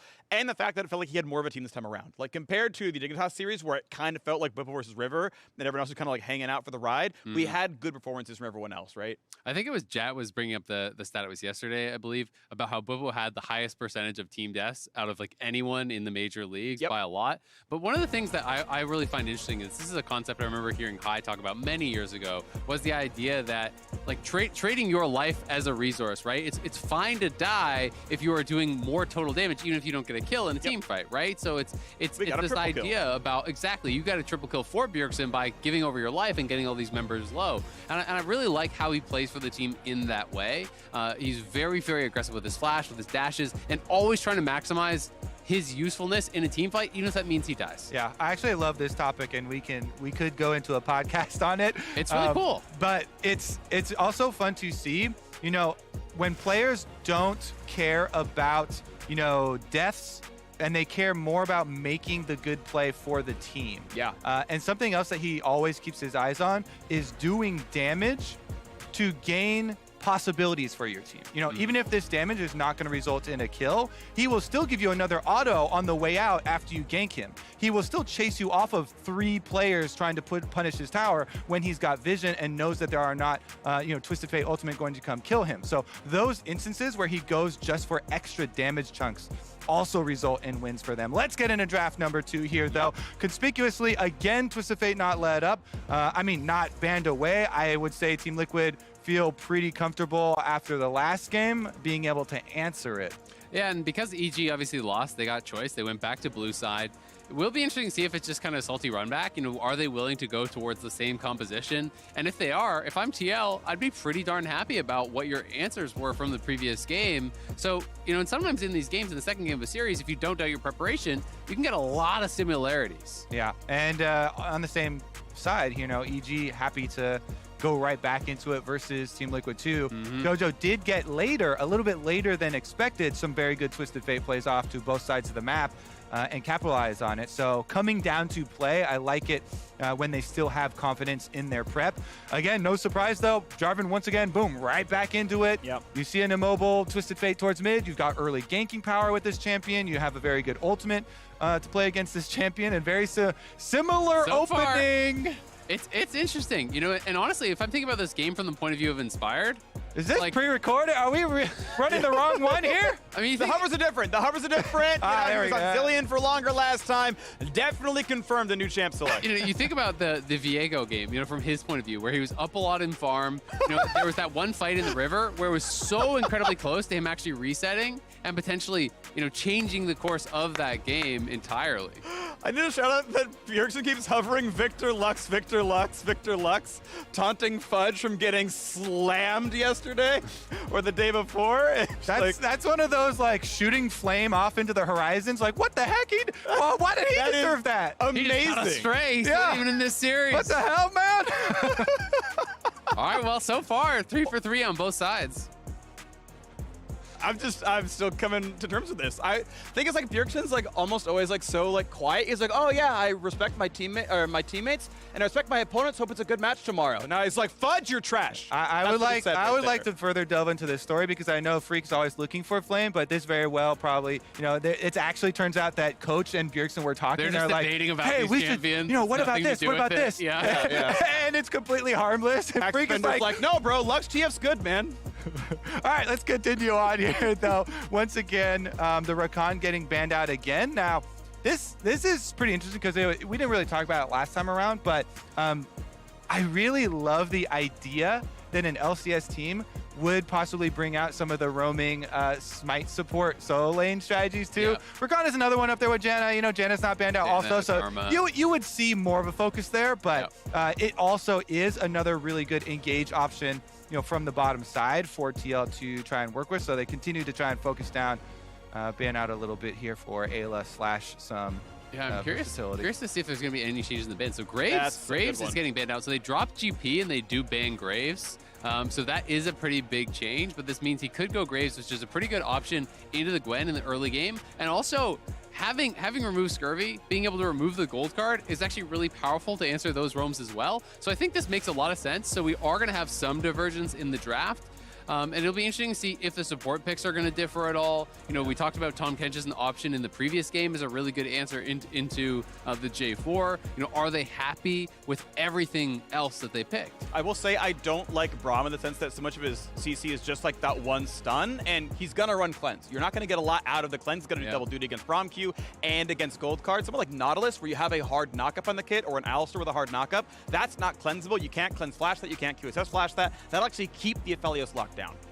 Yeah, or could go with, you know, some more range, some more lane power. Sure. You know, instead of just picking for the team too. So, a couple of options that they have for Vulcan. Okay. Vulcan, definitely one of the stars here. They are going to have the safety of the Tahm Kench, which is always nice when you have double immobile carries. And they got blasted by the Cataclysms last game. Like, they kept getting trapped in the Cataclysm, you know, with Graves Q, all this AoE damage coming over the top, and that's an option I thought would have been good last game. They bring it out this game. And the Poppy jungle. So I'll be interested to see if it is Chemtank or not. I thought it was going to be Chemtank when Blabber brought it out yesterday, but he did go Divine Sunder, which is kind of the previous build that was really popular.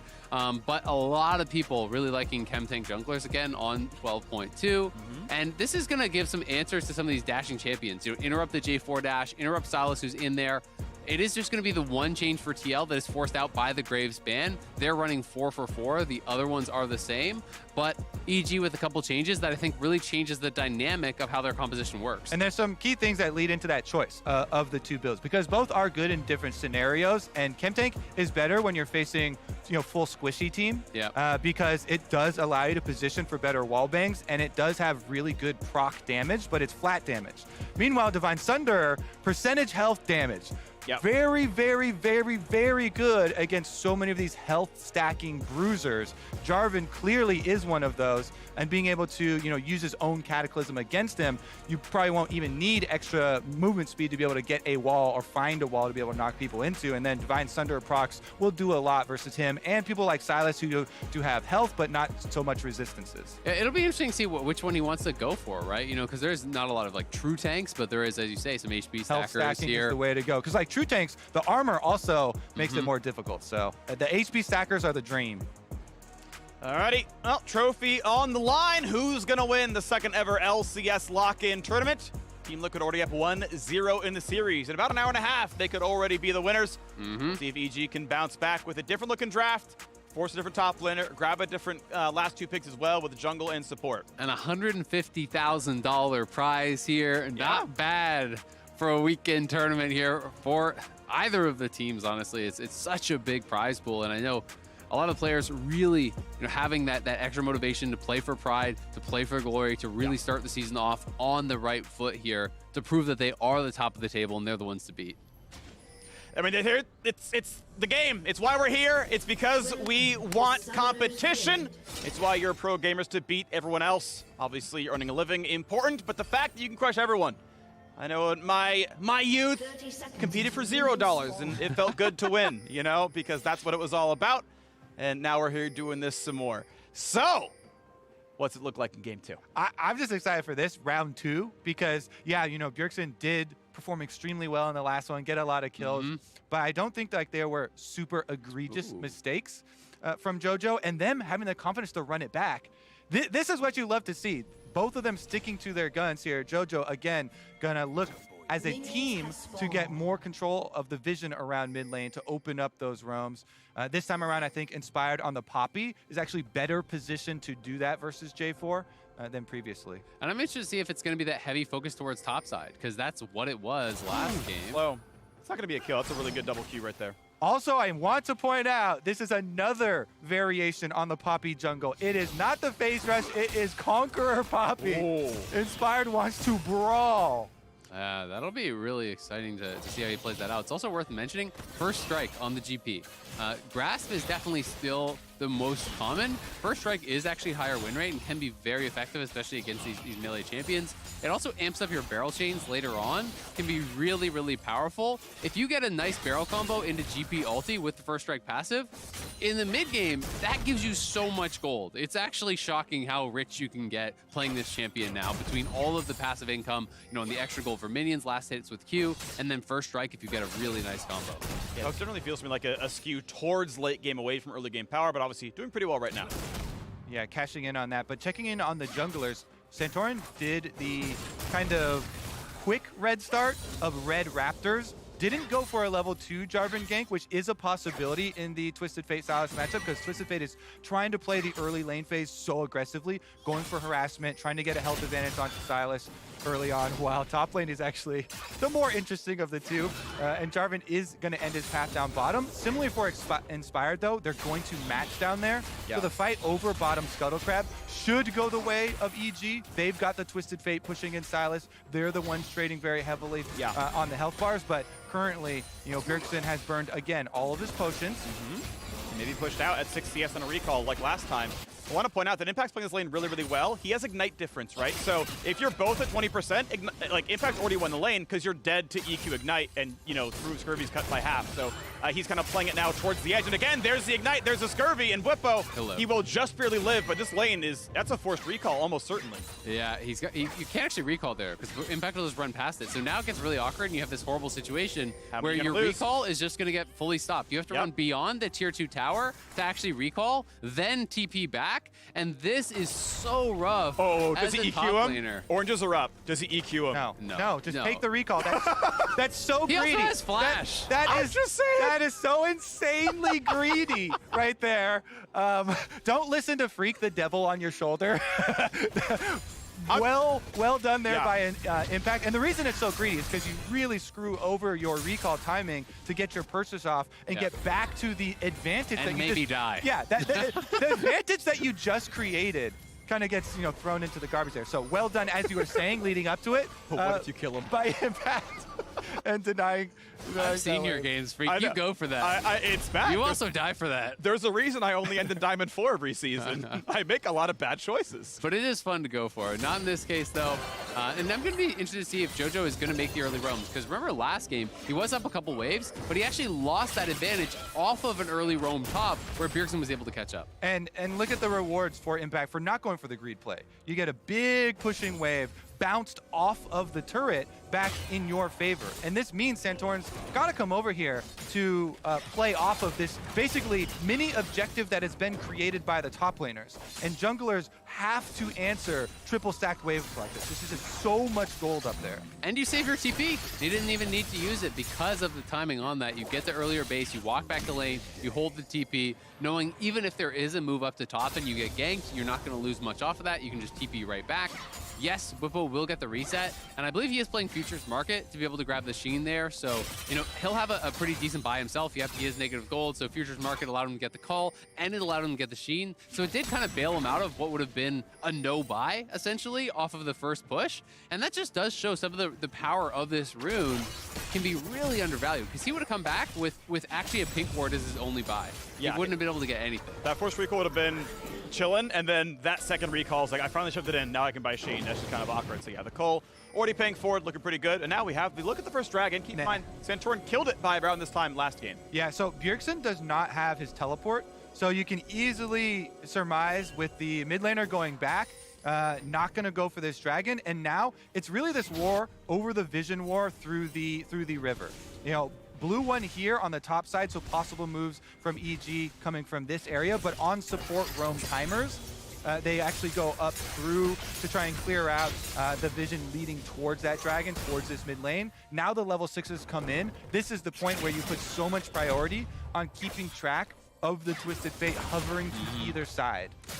And you can see he actually didn't elect to go for the early roam this time, now just waiting for 6, so playing a little bit more towards the lane, trying to keep that CS and XP advantage. Bjergsen here getting wrapped around on. One in the fog. There's a gold card. Inspired waiting, seeing if there was a bait. There wasn't anyone else coming in. Bjergsen didn't go in for the push, so no gank to be had. Always could have E'd out as Bjergsen, so stays in the fog, doesn't give away his location if he can, and just takes top scuttle. Bit interesting, though. I thought they might have gotten a bit more aggressive there. You know, they had the Spellbook Ignite, so they had the ability to try to play it a little bit more aggro. But Inspired can be spotted in the ward, and Bwipo already has the push here. So unless Impact wants to hold for the freeze, it's not any really thing to worry about. Yeah, it's interesting because of the fact that if the Jarvan is there and you're both hitting, then you are very probably going to lose that 2v2. But if Poppy gets to arrive first and you get to hit first on the Sylas, then Poppy can W the Jarvan EQ trying to join the 2v2, and you get massive advantage, and you get to snowball off of the timing window, basically. So it's just about the small second of the engagement, and if you have time to get the first hit, and then reactively, if you see a flag come down, instantly W, interrupt the Jarvan, and you interrupt all that damage that comes through. If Jarvan doesn't hit EQ, Jarvan doesn't win early skirmishes. And Ignite is on, ulti on as well. Flash for Bwipo, but it's not going to be enough. Needs the last ult, but he doesn't get the auto attack. EQ comes in, but the reinforcements have arrived. That is going to be a kill, traded back 400 to 450. Big kill, though, for Impact there. Unfortunately, he's going to lose a huge wave. Inspired is going to have to actually pick this up because the wave was pushing towards him. You know, Bwipo was trying to break the freeze that Impact had set up, and he got himself a solo kill. Oh, he wants it. 2v1 on Bjergsen. Bjergsen does have flash. No ulti. Tackle backwards, misses the Q, but the knockout's going to be there. And now with the W in the way, Bjergsen does have a way out. They're going to claim the kill. Jojo Pion on the board with the kill. AG come up big. They get the counterplay. They pick up the wave here. They get another kill on a solo laner. Jojo and Impact already having a kill to their name. So many small things with these map rotations. Also off the bottom lane recall from the EG side, they rotate over towards mid. It was all about the cannon, man. It's the classic cannon greed. And you can find so many kills sometimes off that. Bwipo was trying to step forward to actually cue the cannon there. Impact knew it. He had the passive procced 4 times. He was ready to go. Then in the follow-up, even if you're the one that just made the play, Twisted Fate answer. You can see the gold from Jojo Pin inside the pit, though. Ayla.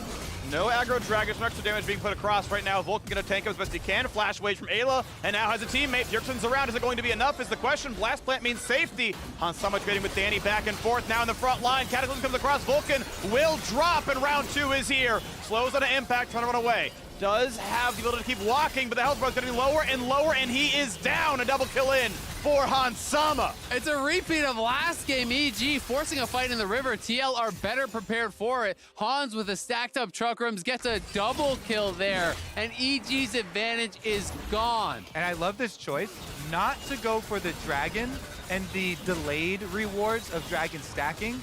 Instead, just rushing towards the Herald so that you can actually blow this lead open. Get the Herald, use it early on this tower to get the extra plates. Good flash, has Inspired. This could be enough. Eels is going to be pretty good, though. It's going to root 1. Has to get out of range. He's going to be rooted. Inspired doesn't break that one, and so that means Bjergsen able to flash to get the safety. Well, nicely done there defending Danny, but still, it's a trade of flashes there. You know, he does force that pressure down towards that bottom side. And now we're going to finally get the response for the dragon here for EG off of the play on Bjergsen. They forced him out. He does have teleport. He's just sitting around at the tower with no health, and his bottom lane is recalled. So should be the delayed answer here as they can transition, finish up that dragon. But revisiting the ramifications of that mid play, Jojo got to push in the entire wave towards mid, still make the gank towards top. So Jojo has so much money this time around, and he invested in one of the most efficient and my favorite items for any AP is the Dark Seal early on. Got 2 stacks on it. Hans on the way over. Careful in the 1v3. Impact goes in, but it's a bait. Ulti's on for the slow. It's going to mean a little bit here. Hansama does not have crowd control on the gun. Next barrel could do some decent damage, but well-timed Impact. You can even see it go to 1 health. Yeah, that's a GP player if I've ever seen one. Yeah. He knows the timing on those barrels. Yeah, he's been quite good at it for the majority of the matchup here. I think Impact performing extremely well, considering how much domination we saw from Bwipo yesterday. Meanwhile, we are going to have the full reset coming out. Tom Kench with Poppy head up through blue quadrant. We've seen Hansama and Ayla up there get punished before from the rotation. This time, it's going to be a hover over towards mid for Vulcan instead to help Danny push it out. It's also worth noting when you're comparing to last game, Hans was massively up on farm over Danny in the previous game. It was a good 20-30 CS. He already had an advantage. Then they went down there, they pressured him, they pushed him off waves. Yeah. This time he is actually up a little bit of farm, but unfortunately Hans still going to be up a lot of gold with those 2 kills. It's worth noting that TL, hold on, we got a possible fight in the river. Centaur back to safety. Team Liquid read the bottom lane as a lot less safe than last time. Alo went Spell Thieves against Braum and is like, I can farm this idiot. Like, there's no way they can fight us. It's free. Like, we'll just push him down all the time. Went Relic Shield here against Tom Kench because he knows there's credible threat that very slow into Tom Kench W could just be a kill, and they play the lane a lot more safely. Yeah, Tom Kench W is definitely one of the most underestimated playmaking abilities, and Vulcan used it here. Not going to find a knockout. Will be slow, but has a shield if needed. Rooted in place. Not going to matter there either. The Herald charge, it's going to drop that turret down to 500 health. The question is, can they do the rest of it afterwards? A very low health turret. 2 minutes to go until they can knock down that 5th plate and first turret goal. So, down on the bottom side, you can see JoJo's already pushing out there, laning against Bwipo. He has the ultimate back up and ready to go, and we'll see if he can try to find some sort of a play. For now, it just feels like TL want to play up around this top side, want to try to pressure, look to grab that first tower.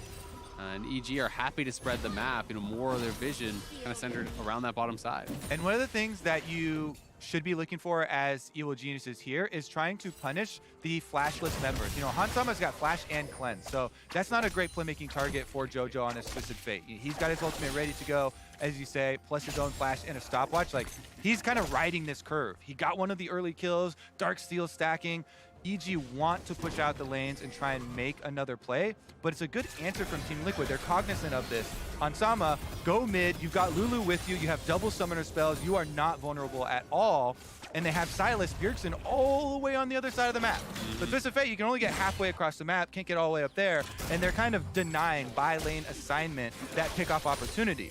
They're only exposing the 2 members that have cleanses, GP with the orange, and the actual cleanse there on Hansama to that possible play. So I think it's just intelligent kind of avoidance of what they know EG are trying to work off.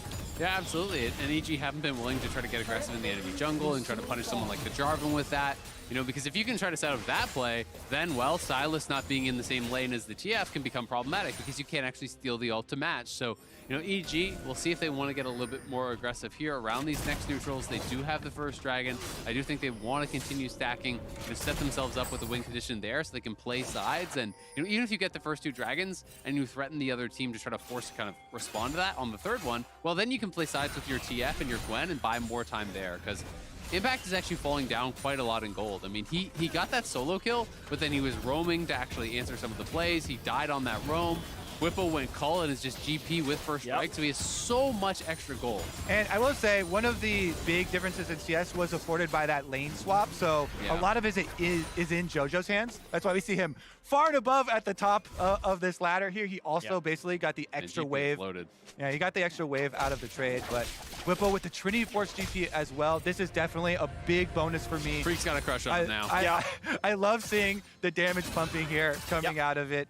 And we kind of discussed, the basically divine versus high health targets thing before in the hands of Poppy builds, but versus GP. Barrels have 1 health, so yeah, it's just the worst also cheat not item. good there. Yeah. Unless you're gonna Divine Thunder Q people, means you're not doing barrel chains, means you're not getting armor pen and bonus damage. Like, Triforce is his best 1 item spike. This is the best 1 item spike you can go for. It gives him power now for, say, stacking dragons or winning the next team fight, and it still scales quite well. And with the Crit Cloak, you can kind of expect he's probably going to go Collector second. He's looking for very heavy burst style build. That can lead into, LDRIE if you want to go for those style of builds where you want to really have the crazy, crazy barrel potential. But he gets first tower for himself, solo gold now. Despite getting solo killed, Bwipo is going to be the richest man on the map by a lot. And this is problematic for Impact. You can't just allow the GP to be sitting in his comfort zone, farming and farming and farming. He will just get too far ahead of the pace of the game with how quickly he prints gold. Well, right now, second dragon is being attacked, and Team Liquid seem to have complete control over it. Bwipo in the top lane, holding on to his ultimate, knows he can support, and it could be a 4v5 versus 4. And ultimately, no play to be had. Team Liquid get the second dragon easily, and for now, EG just licking their wounds. And this is all while avoiding any of the punishments on blown flashes. All summoners are back and available now for all Team Liquid members. So just the control that they have had in this series and the discipline of these players does kind of back up one of the parts of this matchup. that people were kind of setting up as more old guards and assured members versus some of the new young talent. I still like a lot of the looks that EG have gone for, but the stall out here in the mid game bodes very well for Team Liquid. Getting a dragon themselves, they also have kind of put to bed some of those worries. EG get right back out to it though, and they still want to take down these towers to open up more room for the Twisted Fate to play with, so Herald #2 will definitely do that. I kind of like the double cloak of agility, honestly. Keep in mind that the barrel base damage, like all the base damage stuff on the Gangplank kit actually crits. So you functionally have free bonus AD. Your like base AD is 200 for all intents and purposes. So like, oh, critical strike is now my best damage scaler. So I actually really do like this. I think it is very smart. Bwipo has some wild choices that aren't very good, but he has some really, really smart build techs. This is one of them. Yeah, it's interesting, right? Because it's kind of, do you need the extra crit right now to do a quicker spike? Or do you want the completion of the collector, 600 gold faster, so that you're more powerful at that time, right? And to me, that is kind of the trade-off. And since they are playing a slower style of game, you know, I tend to favor getting the completed item spike, then looking to really fight around that. But we'll see if they do actually scrap prior, because yeah, I think that the 600 gold spent on this is about as efficient as you can get. It's obviously much better than just like buying a longsword. Right, of course. So yeah, that can be, of course, a complete consideration. I would even take double cloak over, say, just a pure serrated Dirk. The collector question itself is one that's worth asking, and we'll see if it ever would have gotten to that point. But right now, we're just clearing waves back and forth as we are having a bit of a slow and an attempted knockup that will not land. Vulcan forced a flash away, but that means a dunk in towards our boy Tom Kench, but a tackle. Poppy's there to betray him. Cataclysm kills himself. Man, teamwork makes the dream work there. Uh-oh. Oh, the Devourer was down, and that means the dunk is in! Hansama gets one and sets up the second. DL won't even let you finish your sentence, buddy! The answer is there. Hansama lands the purple gun. Gravitum snare is enough. They pick off JoJo, follow up with their secondary kill, and they end up getting mid-turret as well. Yes, EG, with that Herald they invested in earlier, can finish up on this top side and should be able to get the charge at the very least on the second turret, if not overstaying for it here as the rest of Team Liquid come to collect. Yeah, not gonna get it. It's stopping auto, so it's just gonna be dead. And Bjergsen at the same time took the bottom tier 1. So they actually got so much from that. The initial play looked pretty nice for EG, and now they're looking for Hans, who has plans. Has flash, gets away from all of it. They kind of layered the CC, able to disjoint the Poppy charge as well. It was a really cool fight, though, because you did get to see the interactions that they're looking for with Poppy and Tom Kench, where J4 goes into the Cataclysm, and he just sets himself up for the stun. So as soon as we see the flash out here from Vulcan, you have the call from TL, okay, we're going in. But the immediate tackle into the wall, then the stun lands here, and then Vulcan can actually eat Inspire to bring him to safety because he got knocked back out of that. But then it turns. Gold card out, you see the snare afterwards, and the result is a huge win for Team Liquid. So Poppy gets to shine for a second before being snuffed out pretty quickly there by TL. Double cloak, at least in that fight, paid off. Obviously, he doesn't have foresight to know there's going to be a team fight breaking out, but in that case, clearly power spike does he? Bwipo, he's so another in thing the machine. that I like to touch on for Bwipo is Oh my god, he has an IE. but it was IE plus 2 cloaks. Because that almost gets you there. Yep. He's still shy, He I just think. bought a full IE is my point. I know. It wasn't that he completed one of the cloaks into an IE. He's just like, oh yeah, I have 3,600 gold. You know, I'm rich. I love listening to his interviews, though, where he's talking about trying to bring the unexpected to his opponents. And guess what? Crit chance is one of the very few things that the designers have left in the game that can bring that to your opponents. He wants to make them feel uncomfortable. So it's also not surprising with this player how he views the game and how he wants to set up those scenarios that he also invested in the earlier crit, but now more powerful. Kobe, I'm uncomfortable because his crit chance is 50%. The IE unique passive, unless the item is bugged, doesn't happen to do anything just yet. Yeah, so he doesn't have that, so it's maybe not the most efficient build. But you know, once he gets like an upgrade on those both need to be legendary items because Zeal isn't 20% crit chance either. Yeah, he has to go all the way to like Lord Dominance and I'm Collector. pretty surprised that he actually bought just straight up IE. Unless that, there we go. Now he's done it. Now the build's online. Yes, yes, this is the build, Bwipo. I love the answer though because, okay, never mind. We might get the engage. It's like, yes, it's still that stopwatch. He sold the stopwatch. He sold the stopwatch. We dunk it into Bjergsen. The CC is layered. Stopwatch burned. Whippo doesn't have one, but is it the damage? Flashes back to safety. Big frontline hit is in. Impacting the front line. Barrel. Shunk standing at a half HP as a shield bow is popped afterwards. And that is a fight that TL successfully disengage. I just love the answer so quick from Whippo. It's like he heard you talking. He's like, oh, you think I have to go all the way to upgrading both seal items? No! No, sir. You just go for 3. Here's the engage from Impact, though. Little snip on the side before he decides better. Yep, it's the perfect build path right here. I love it. You sell your crafting This is flask, you perfection. buy a crit cloak, then you get another crit cloak. Yeah. Then you build the IE, then you sell the stopwatch for a 3rd crit Yeah. cloak. It's like the curve of like the peanut brain up to the expanded brain, and then Back to peanut all brain. the way and then around. back. And he's a genius. And now I he's love got a this. deal. Great. Perfect. Crit chance not upgraded, but that's okay. Fun. Okay, possibly a bigger playmaking item there. The Zonya is now also completed from Bjergsen, and again, the Silas was quite big in the previous game, so you know, he hasn't gotten to the massive levels of being overfed with all the kills that he had a bunch of extra ability haste on top of this, but even this enough. 2-item power spike for Silas is renowned. They even in the race for the Dark Seals stacks that we were kind of brought up early on, where JoJo got out to an early lead, had 2. He fully upgraded to Medjai's to try and get the Mythic bonus on it as well, but lost all the stacks in the process, and Bjergsen feeling quite good about his 2-item power spike now. Yeah, I gotta interject. What are the odds it's just Zeal? Like, I think like about 50% chance this build just becomes Zeal. We gotta fight in the bottom river right now, though. Power Spike's trying to do pretty well. Impact healing back up, and the snipe comes through. 5v4 on the map.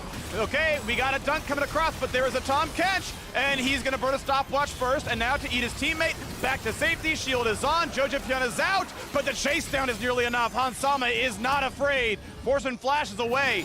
5v4 on the map, but the health bars are so low, there's no fight for EG. I mean, Aphelios is just unstoppable at that point. If you do not have overwhelming amounts of damage to burst them down, you cannot threaten them with red-white guns, a Lulu behind him, and if they get inspired, they're going to get Baron. Poppy needs to get a pretty big channel ultimate to live. Doesn't have it back up yet, though, and that's going to be a kill picked up. Hansama on the board yet again with the killing spree. And that's going to be Baron. Again, these health lead fights that Team Liquid get, they still are able to get such an advantage out of it. Picking off the jungler, starting up Baron, teleport out, no vision inside the pit currently for This feels EG. like a game. They've got Twisted Fate ultimates, but it would be still a risky attempt at a steal. You know, you have to like wild cards.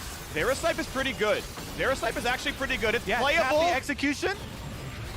1200, and it's claimed. Spell Jojo Smite. Jojo Pyun claims the Baron. Oh my god, and Whippo, they knew about it. Whippo was spam pinging that TF had Smite. You could see it actually in the chat box there. So he knew that it was coming in, and Danny plus Jojo, the power of the Zoomers, baby, the Canadian combo there. They flip the switch in the Roccat replay here. The Q plus ulti timing comes through, and they just straight up burst down. What is it at? It's at 1600, 15, 13, 12, 11. 899? Was that 899 Smite? Yeah. Oh JoJo's my got a better God. Smite than most junglers I know. That is NA talent for you, baby. Oh my goodness, Team Liquid. That was sick. Team Liquid flipped the Baron, but EG flipped the switch, and they get it. Oh my goodness. My. All right, well, JoJo's got a lot of utility now for his gold. $5,000 spent on extra range and a stopwatch. His damage, though, is not terribly high. This is a very utility-focused TF build, relying on the Varus, relying on the Gwen for damage. I love this kid. Yeah, he's great. Love this kid. Oh my goodness. Just bought the Zonias, already wasted it. It's got to back go to to the test dumpster. drive. How can you know if it works unless you try it out? This is why best of series are so fun. You know, round one, everyone's popping off. Haha, sit down, young blood. Bjergsen went legendary, 8 kills for him. Fights back here with a smite steal, brings EG right back into it. I mean, that was crazy because I thought that was about to be, you know, game over for TL. The TL was going to have such a massive lead that it was pretty much sealing the deal here, but Impact now in trouble. He is way up there. That's gonna get TP, EQ's gonna be in range, and he can try with the ult, he can get a bit of damage done, but he is going to die. Summoner on cooldown. Team Liquid, the dragon spawning in 10 seconds, have no opposing top laner. Well, celebration might be cut pretty short here for EG. That is a well-timed pickoff for Team Liquid. Incredibly huge here, so It's not definitely get to push up towards mid lane. They can get the tower, though, with the numbers advantage and retreat back to a full point pickup. That could have been so good. If you evict 2 and you land the Varus ulti, that's actually a playable fight. Unfortunately, skill shots do not land, and mid-turret's going to die. Yeah, it should be mid-turret plus a retreat back to the Dragon pickup, because Impact will be up, but he has no teleport, so still 9 seconds left on that. I think he might have enough time to actually get out there. We'll see if EG even wants to mess around with it. I mean, they have to answer Whippos, so they probably won't even bother. I don't think that they're going to try. Inspired's just heading down the bot to push that out, so they're not going to look for any sort of a steal or anything like that. Down to 2K. Going to be a claim. No one's in range to steal. And Santorin gets to totally work it down. A little bit of help from Bjergsen. There's a smite at the end. 5,000 gold lead and soul point. Hey, there was a Baron steal, but the Red Bull Baron power play is negative 300 gold. Now it beats negative 5,000 gold. That is an upgrade over the other possibility, but it's not like EG actually gained ground since then. Yeah, absolutely. I mean, they were very far behind. The Baron steal keeps them in it. It does not secure them an advantage. But TL looking really, really good. Big pickoff on Impact, gets them another tower, gets them soul point. And Impact did spot Bwipo, I think, walking into that bush. I thought he saw him. Not 100% sure, though. And, I mean, it's just been kind of the Bwipo show over these last couple days. He's been so good. Yeah, definitely this series, though, a lot more step up. Hansama, especially this time around, has been very good with the Aphelios. Last time, pretty good advantages in team play, leveraging around that bottom lane. This time around, on Soul Point, you've got 4 minutes until the Dragon fight comes, and EG still will be scrounging around for some scrappy plays to get them back into it. It's obviously very difficult still to try and fight your way out of this, especially with this setup. So you're looking for the pickoffs, trying to spread the map, trying to catch a bit of a position error from Team Liquid. I think it's going to be really hard, though, when all these luxury items come through for TL. You know, it becomes very difficult. You know, you've got Zhonya's, you've got a stopwatch on Hansama. You can see Mikhail's is going to be built up by Ayla. So there'll be Cleanse, stopwatch, and potentially Mikhail's in a little bit here as well. And it's very hard to really burst any of these people down. Impact isn't really winning in sides anymore because he's fallen so far behind Bwipo, so you don't even really have any winning matchup to answer this GP in a side lane. Exactly. It is going to be hard, but you have to get scrappy to do that. And that's what they have done so far. The Baron steal, you know, going for it, throwing out. Here we go, the bait. Pretty good damage. Impact going to dodge much damage as they can, and that's going to be the setup with TF showing up. 2v1 in the bot lane, kill on the board. Exactly. Have to spread the map and look for those picks. Try and take advantage. Make this game dirty to try and get yourself back into it. Because if you fight Team Liquid, you know, they know exactly what to do with excess money, and they're going to hit you over the head with it. Very good. A lot of experience being rich over there on Team Liquid. Exactly. So EG got to get scrappy. They do just that. JoJo goes for another play, side lane pickoff. That is something, you know, get some gold out of a tower push in the aftermath. Big rewards there. That's probably the best you can hope for one of these mid-game little steps to work your way back into it, because, again, especially when Team Liquid are grouped up, they have so many options. Sylas scales like a monster here. Another item, Cosmic Drive. This is my dream scenario. It makes me dream of the old days when Sylas used to be able to jungle and was a prolific jungler, but once you get so much ability haste, the team fights become very enjoyable. Another pick here, though, on Inspired. Root, decent damage, but Inspired is really tanky. Thorn Mail's in. A couple more cloth armors as well for probably a Randuin. It's going to be just okay. And when Bjergsen hits 16, that ulti cooldown becomes very important. They do get the cleanse there. Mikhail's not completed yet, obviously, for Ayla, so you know there is a window to try to punish this when he has no cleanse. And we'll see if they can find that. Yeah, because he's going to bring so much more of these team fights. A level 16 Sylas in your team fight versus a level 16 TF trying to pick people off. If you can get some isolation and focus fire down, then that's where a reward could come from. But Team Liquid, securing the vision over Baron area is paramount for them. Keeping this one dark and starved for EG. 1 minute, 25 seconds left on the soul fight. There you go. We know it's going to be soul point, as you mentioned. And what's going to happen here? Looking at the stun, not going to find it. Knock up there onto the back line. Tom Kench brings it to safety. Huge dunk in the back, though. Is it enough? Santorin flash to safety. Bwipo in the front, diving in. Stopwatch buys some time, but it's going to be enough. Next Q will not find a target, but it's going to be a kill onto Gwen. Not immune any longer, as it's a 1-for-0. Team Liquid win the fight, and now it's a run away. And TL get to look at Baron again. That's what they want. Money bags. Smash it in the face with it. 5-on-5. Force the engage onto the wall. Well done by them. Bwipo even playing some front line there. very risky, uses his flash, but the rewards should be Baron. They can try and steal again. Inspired's kind of close, and he's got flash. Doesn't want to suicide for it. Hard for Poppy to get in there. Oh, almost the root, not quite the slow, out of range for everything else. Blue is claimed, Inspired gets away with one. And TL's frontliners are just playing so aggressive, you know, and even though they are putting themselves at risk, Buffo's putting himself at risk, you know, Santorin is as well, it's creating this massive pocket of space for Hansama. And that is the real story when I'm watching these fights. When Hansama is sitting at full HP, nothing else really matters. He has all the damage that you need to clean up these fights, and EG are trying to struggle to escape the Sylas and the J4 and the GP piling in on them. But Hansama's, oh no. It's too late! Bjergsen's able to land the stun in time, no way out for Jojopion, and just missed estimates how long it takes to get the E back on range. So another kill in the side lane. That is Dragon Soul for Team Liquid. Not quick enough on the teleport fingers. You have to be very, very fast on that.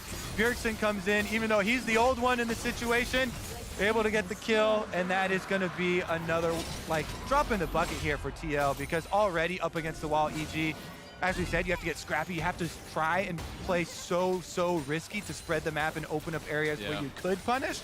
But TL able to take that lever away from them, and the path is clear. Straight through bottom lane. They have the Baron buff, taking out all the wards, keep Whippo in the 4-1, and you can just pressure EG inside their base. The only thing I can see them ever getting a pick on anymore is just the GP, because he's very squishy, but I think they have no answers for Hansama whatsoever at this point in the game. Mikhail's is complete, so it's Cleanse and Mikhail's available. You're never going to lock down this Aphelios, who is so far ahead of the curve of the game. Bjergsen is massive, and Santorin just needs to do his job and engage. Whippo can follow up with the ulti. I just can't see Hans being threatened. Play, here we go. They're gonna look. Shirelia's popped, trying to get them grouped up, but is there a big team fight? Is the CC gonna be enough somehow? Vulcan's gonna 3-man knock for something. Otherwise, the gold is heavy. Team Liquid pushing forward now towards next turrets. You must fight now if ever. It doesn't get better than this. With the turrets helping out, but they're not gonna find their way in just yet. A slow doesn't mean much. Wave will be cleared, a bit more time. Slightly bot, but there is still 45 seconds of the Baron buff. And TL can go for Nexus next time. Good sidestep by Inspired. We wait for the next bottom wave coming in right now. Yeah, they're pushing for the end here. Unless you can kill off Hans, this game will end, but they don't have the angle. They're going to try to knock a couple out and then go for a fight. But again, they're able to sidestep away from Inspired, so once again looking for the play. Ulti's going to land on a Vulcan. Vulcan is going to die from full HP. Dunk on the backline now as well, and it's a 2-for-0. 3 now picked up as well. Going to try for a final kill. They're not going to get a single one on the board. All of Team Liquid stand alive. Danny's Guardian Angel pops, and then he falls as well. It is game over. It's a 2-0 lead. Team Liquid about to sweep Evil Geniuses. The defending lock-in champions are on tournament point. Don't call it a comeback. They've been here for years. TL showing the power of their about People were heavily favoring EG coming into this one. The only talks I heard about 3-0s was EG 3-0ing TL, and now back-to-back games, they have stomped out EG. It's back to the drawing board. I don't think we're going to see any more TF. I think that we're going to have to see a mix-up here. Get rid of the Varus, get rid of the TF. They have not been able to create the kind of advantages that EG needs to get with them, because when we get these later stages, Aphelios is always untouched. They cannot punish Hansama in any one of these fights. The only damage he was taking from that was from the Nexus towers, because he's dancing on him. And that's about as close as we got to dying in the last like 15, 20 minutes of the game. This is impressive, and you got to give credit to the players that are playing now, because only Santorin remains from the last year from lock-in champions, with Core JJ, you know, not being able to play because of the green card. So even with Team Liquid reorganizing, you know, pulling from all these different parts, coming up big in the finals, 2-0. What a lead. Good job, Team Liquid. They've closed out game 2 and are 1 win away from being back-to-back lock-in champions. So while EG and TL ready up for match point, let's head over to the State Farm Analyst Desk.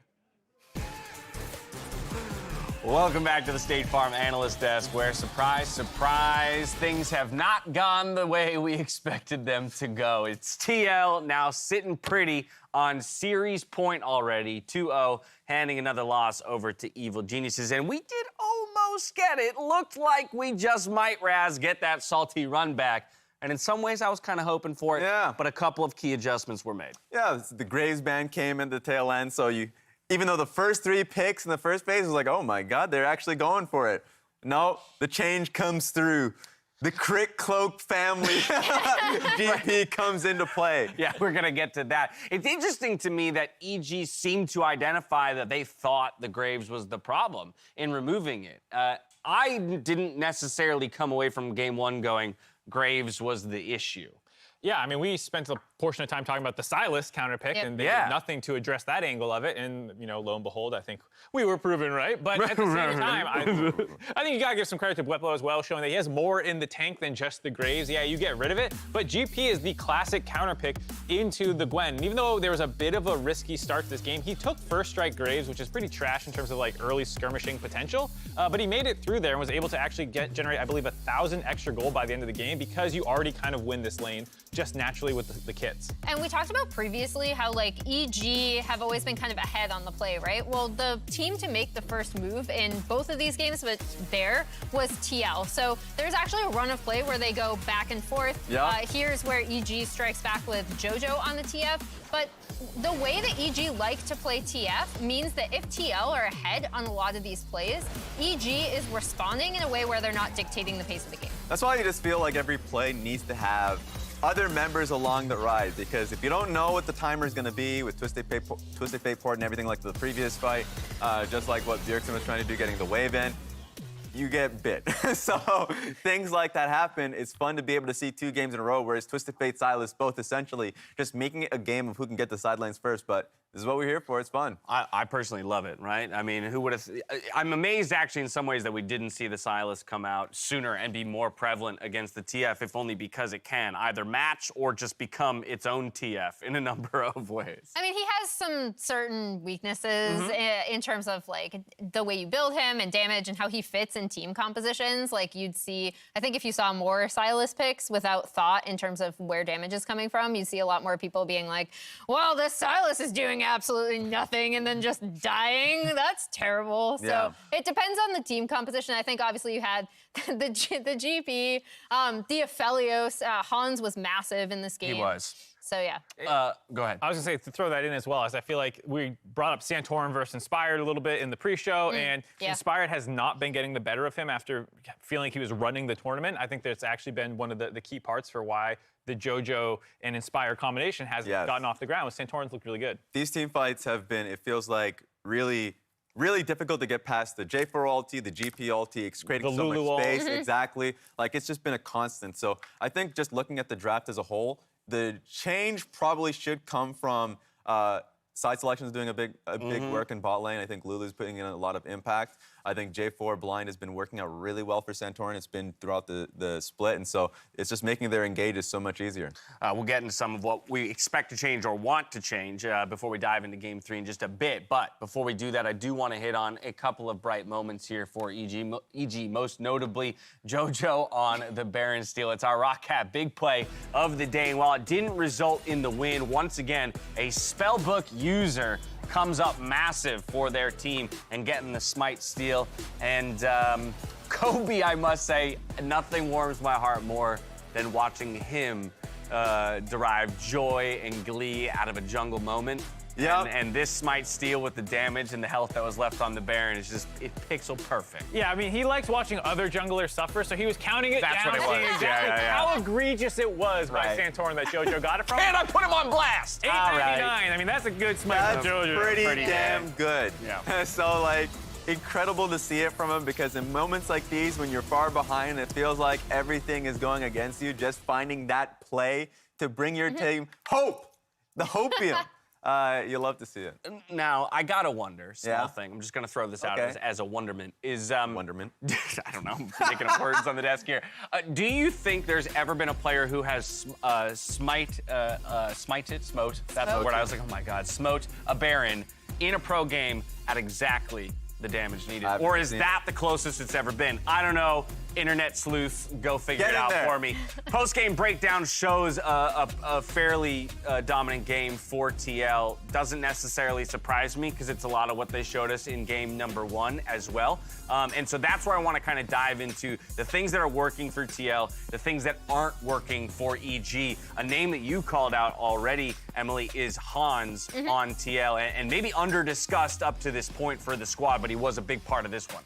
Yeah, I mean, Hans was huge. I think has brought up the support counter pick already in draft, which was something that we've seen the Lulu come out twice and be massive. And then also, Danny has played 2 games on the Varus, and his champ pool has been somewhat attacked by TL, right? Like, they've removed the Senna for obvious reasons. She's just nuts right now anyway. Well. But since they've been first picking the TF on blue side, they've been picking up Aphelios, keeping Danny off of the Jinx and the Senna. And I don't think it's the reason why they're losing, but I also don't like the Varus pick since it hasn't worked twice, and they've been T-Hall has had the support counter pick. Right, so here it is, your look at a comparison of the 2 bot laners here in the first 2 games of this finals. Danny, of course, being on the Varus for both games so far. Yeah, so I personally hate Varus currently in the patch. I'll come out and say it straight up. I don't really like it, but there's instances where I can understand it. But when you're picking losing support matchups, where you're getting the TK and the Braum early, so you can't actually use the early shove that the poke Varus can bring in. You see the 4% absolutely abysmal for Danny. Hans is running this lane with the Lulu from Ayla. It's like you don't get the early game pressure that it can do, and then it doesn't have the late game carry potential that the Aphelios does, so it's just losing the entire game to Aphelios. There's no point where the Varus is doing more. And to take it out of that lane, like, so they don't have the shove. I'm glad you brought up the forward percentage. The other thing is that we really focused on how EG would set up all this stuff so that Danny was just farming plate gold, right? Like on Jinx, on Aphelios, they would have him like solo getting plate gold in response. They'd have him with the Rift Herald getting plate gold. And he's such a massive part of EG in these team fights. I'd love to see him on something where he can really pop off. I just want to pull you in for a final thought here on adjustments for game number 3. As we can see on the screen here, choosing red. So we're going to swap the sides. Thank God. And obviously, I do think, right? That's going to warp. That's going to warp champion select quite a bit. Same boat. Get rid of the Varus. Find other answers. I think the AD carry issue is not, for me, that's not the big. Lulu has been the biggest one, and it's not even Lulu specifically. It's been the fact that they've been able to counterpick support both games. So first game it was Braum, second game it was Tom Kench, and in most instances you're getting pushed in, and Lulu's being able to provide the frontliners with the biggest juice of all time. Get in there! Go! So now they're on red side. You control the counter picks for your bot lane, and now it's time for Danny to press forward. I don't want to shut out. I want a full 5 games. We'll see if EG can bring it back here in game number 3. Now, before we go to break, though, as you may have assumed there at home, that working in a remote environment provides its own challenges, including delivering the lock-in trophy expeditiously to our winners. Now, fortunately, we have put our absolute best on the case. We've got the best in the biz. Daniel RPA. Hey, what's up, dude? I see. It looks like, hey, you got me, Daniel? I just want to make sure you can hear me. Yeah. Okay, cool. So it looks like you're in your car. You've been charged with delivering the trophy to the eventual winner. What's the strategy? What's the plan? I got the trophy. I buffed it, made it really shiny this morning, cleaned out my car, make sure there's no like French fries in it or anything. I'm like in between both team houses right now, just, you know, guarding it with my life, basically. Oh, okay, so I like that. Something I got from that is the plan is like an equidistant point. Do you have a game plan for, you know, how to actually get there, directions, GPS? You got a navigator of some kind? I memorized the directions this morning. I know. You're looking a little nervous there, bud. You're looking nervous. House. What are you nervous about? I just somebody was like knocking on my car window earlier. I thought they might know where that I had the trophy and they're going to try and steal it or something. So I'm just, you know. Okay, well, actually, yeah, on that point, I know it sounds like it's a really well thought out plan. You put a lot of work into this. I only see one real issue with everything that you've thrown in front of me, and that seems to be that this is still here in the studio behind me. I'll be right there. Okay, yeah, great. Thank you, Daniel. Luckily, we still have one more game to go, at least one more game to go. We're going to get this sorted out, make sure that we can get this trophy delivered to the rightful winner. Thank you all for sticking around. Game 3 on the other side of this break. We'll see you in just a bit. What about the one on stage? Oh, the Devourer was down, and that means the dunk is in. Hans Sama gets one and sets up the second. Yeah, playable. The execution. 1200, and it's claimed. Spell Jojo! Smite! Jojo Pyun claims the Baron. Good look for the play. Ulti's gonna land on a Vulcan. Vulcan is gonna die from full HP. Duck on the back line now as well. And it's a 2-0. 3 now picked up as well. Gonna try for a final kill. They're not gonna get a single one on the board. All of Team Liquid stand alive. Danny's Guardian Angel pops, and then he falls as well. It is game over. It's a 2-0 lead. Team Liquid about to sweep Evil Geniuses.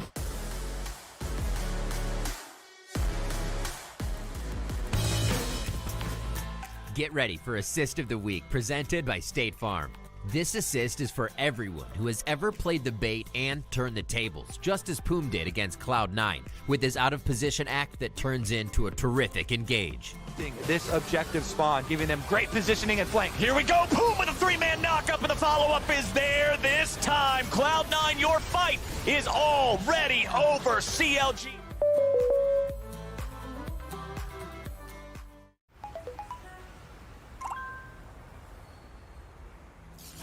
Initializing legendary moments. Take a look while you can, because if you blink, you'll miss it. I'm sure you've heard the news. Gold, gold, and more gold.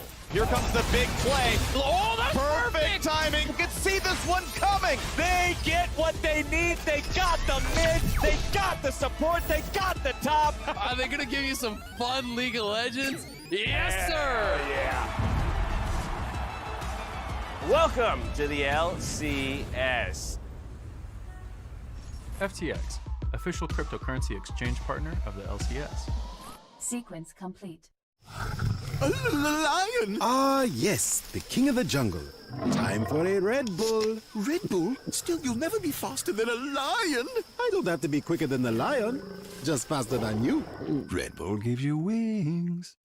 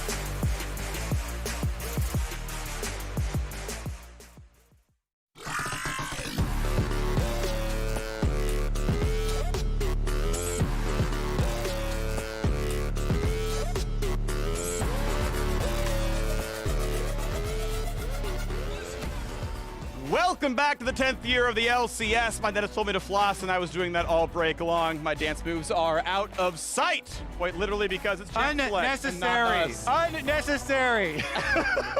Everything I do is unnecessary, Kobe. That is my brand in this one. TF is banned. TF is banned, fellas. No more run back. Up. EG chose red side. Team Liquid picked the Jinx for Hunt and Sama. Yeah, you can tell EG knows it's time to kind of abandon ship on their initial game plan. They moved to red side. You know, they had choice the first 2 times, pick blue back to back. Now they're moving to red. TL not willing to give over TF on red side. Will they grab the Aphelios? I just don't want to see the Varus again. We were talking about this during the break, but the Varus has not been working out. You know, this on-hit Varus build, he's not getting access to, you know, these beefy frontliners that you can actually stack up the Rage Blade on and get a lot of auto attacks off on anyway. So that has not been working. Grab the Aphelios, secure yourself some more powerful team fighting. I want to see EG go heavy on hard engage and team fight. Set up for a 5v5 because they have been getting run by TL where that's concerned. And then for Team Liquid, while there are multiple ways you can run Jinx, you can try and run kill lane Jinx with Leona combo. Yeah. Then you go in E stun into traps. Fresh. I really would rather see the Lulu again. Ayla's Lulu, he's been keeping Han safe. He's been keeping him buffed up, pumped up so much damage. I just feel like their team fight is better. Yes, the lane has possibilities then for EG, but I just think their bottom lane for TL has been stronger. I agree. I mean, I think they have looked really good. I think it is really scary playing Enchanters in the Thresh, though. The potential to actually get kills there can be very dangerous, but they are going for it. It'll probably be Relic Shield. It'll probably be that more kind of safe approach. But yeah, EG is going for hard engage. They go to the J4. They go to the Thresh. This 2-man squad of Vulcan and Inspired can move around the map, can try to find plays, Lantern into the flag and drag plays, you know, moving to try to pressure Bjergsen around mid lane.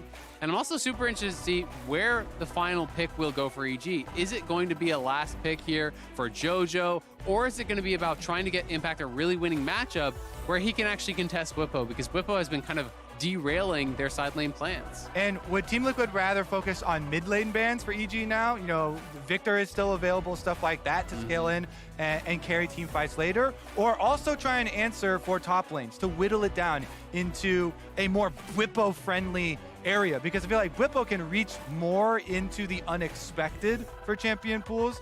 And EG want a bit more of the impact style, you know, either the Gwen or Renekton or something like that. So Gwen dropped off the table as we saw the Graves ban. Said, you know, if we get rid of the Gwen counters, we'll go for it our third game in a row, but not going to be allowed here. EG, what else are you worried about? Keep in mind, of course, EG get first dibs on a solo lane, TL counter one, blind the other, and then EG answer at the end. I would expect TL to continue with the top lane, focus on impact bans then. I mentioned the Gwen and the Renekton. I think that it would be kind of weird if you leave one hanging up there. The Sion is, I feel like that premier tank up on the top side has been so hard to push out of lane. Darshan comes to mind first as what, you know, Cloud9 have been able to do with it in so many matchups. But as far as the impact champions still being up, you know, Renekton and Gnar and the likes of those. And Gragas, you know, you can go towards the tank Gragas or AV. Both of those can be pretty powerful. Banning out the LeBlanc, so not wanting to give over the LeBlanc plus J4, really powerful aggressive combo. Renekton blind, I mean, I think it makes sense. It fits kind of what EG likes to play. I do think it is punishable potentially here by Bwipo, who's willing to go for some of these aggressive matchups. That's the thing, though. That's why I was thinking TL would ban it. Because they don't ban it, it's conspicuous. You think they're leaving it all up on purpose for a Bwipo answer, and he's purposely trying to get counter matchup here, or at least an answer. I mean, if you want to play another marksman matchup, Akshan's really good actually into the Renekton. That is a very risky pick, and maybe TL doesn't feel that they have to take risks. Volibear is another Bwipo special. He plays a ton it's really good in the LEC, and this actually just straight up out-brawls Renekton. Like, Renekton is the early game champ, but any fight within the Volibear E, you just lose. And this is Bwipo legendary Volibear. He's got memes on this champion, and it got buffed. Reduced 2 seconds, I believe, even off of the E. Very, very nice, especially for jungling, but also attack damage growth stat. Man. The lore anti-synergy, Volibear and Zilean hate each other. I mean, I don't know. It's a tough Please elaborate. Actually, this is one of the few times where I do want you to elaborate. So the original reason is actually internal to Riot. Travis George and Tom Cadwell. So Zilean Tom Cadwell and Volabar, Travis George. The fight was, can we have an arm bear in League of Legends? Tom's like, no, we're not allowed to have an arm bear in League of Legends. Bet you gets overruled. They get Volabar in there.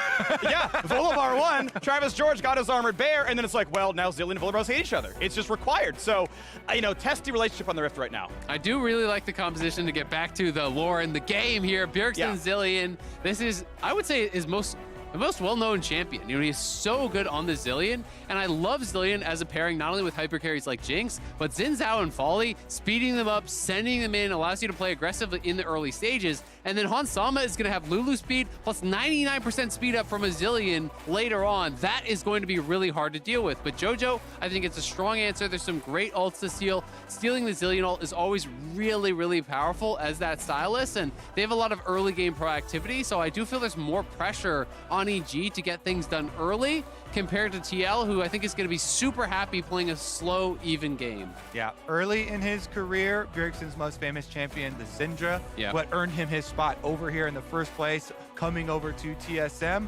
But since leaving, he's shedding the past behind, definitely in recent memory, and in many, many years, Zillion is the Bjergsen champion, and it is fitting in our possibly final game here of the lock-in tournament between JoJo, the young upstart, trying to take down Mr. Burger King himself, that he will be on his iconic champion.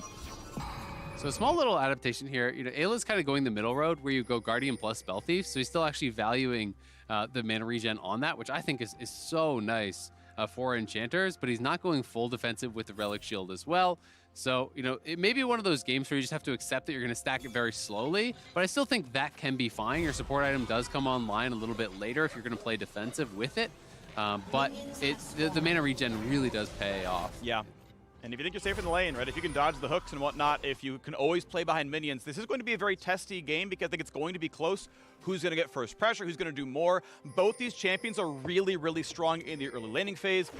Green-red gun for Aphelios is outstanding. Jinx in general, I think, has a very, very strong laning phase. Like, yes, she can be risky, but she has hard CC follow-up. If she gets a kill, she gets the Get Excited reset, and she explodes from there. She crushes turrets if left alone. If she takes an inch, she takes a mile, and that early game can be outstanding. And their positioning in lane has been really good. That's why I had confidence, in champs like kind of pushing for this very strong mid-game spike, because when you bring this TL squad together later for their mid-game fights, there is massive carry potential there and a lot of safety from the support. So let's see how JoJo does with the Sylas side of this, trying to punish Zillion early on. Yeah, you want to play it aggressive, but Bjergsen is going to be constantly auto-attacking you, and he's going airy, and that damage really does add up, so you have to be a bit careful. Generally past level 1, when you start getting the W in there for those trades, it can start getting a bit oppressive. But you do have to be careful about how much damage you're actually taking back. Bjergsen likes taking the attack speed rune, having that additional bit of attack speed to harass and also last hit under tower. And if you start taking too many bombs, this lane can get really risky really fast for a champion like Sylas. Yeah, I mean, the biggest debate around the Zillion from Bjergsen is always, who is going to be the one to punish it here in North America?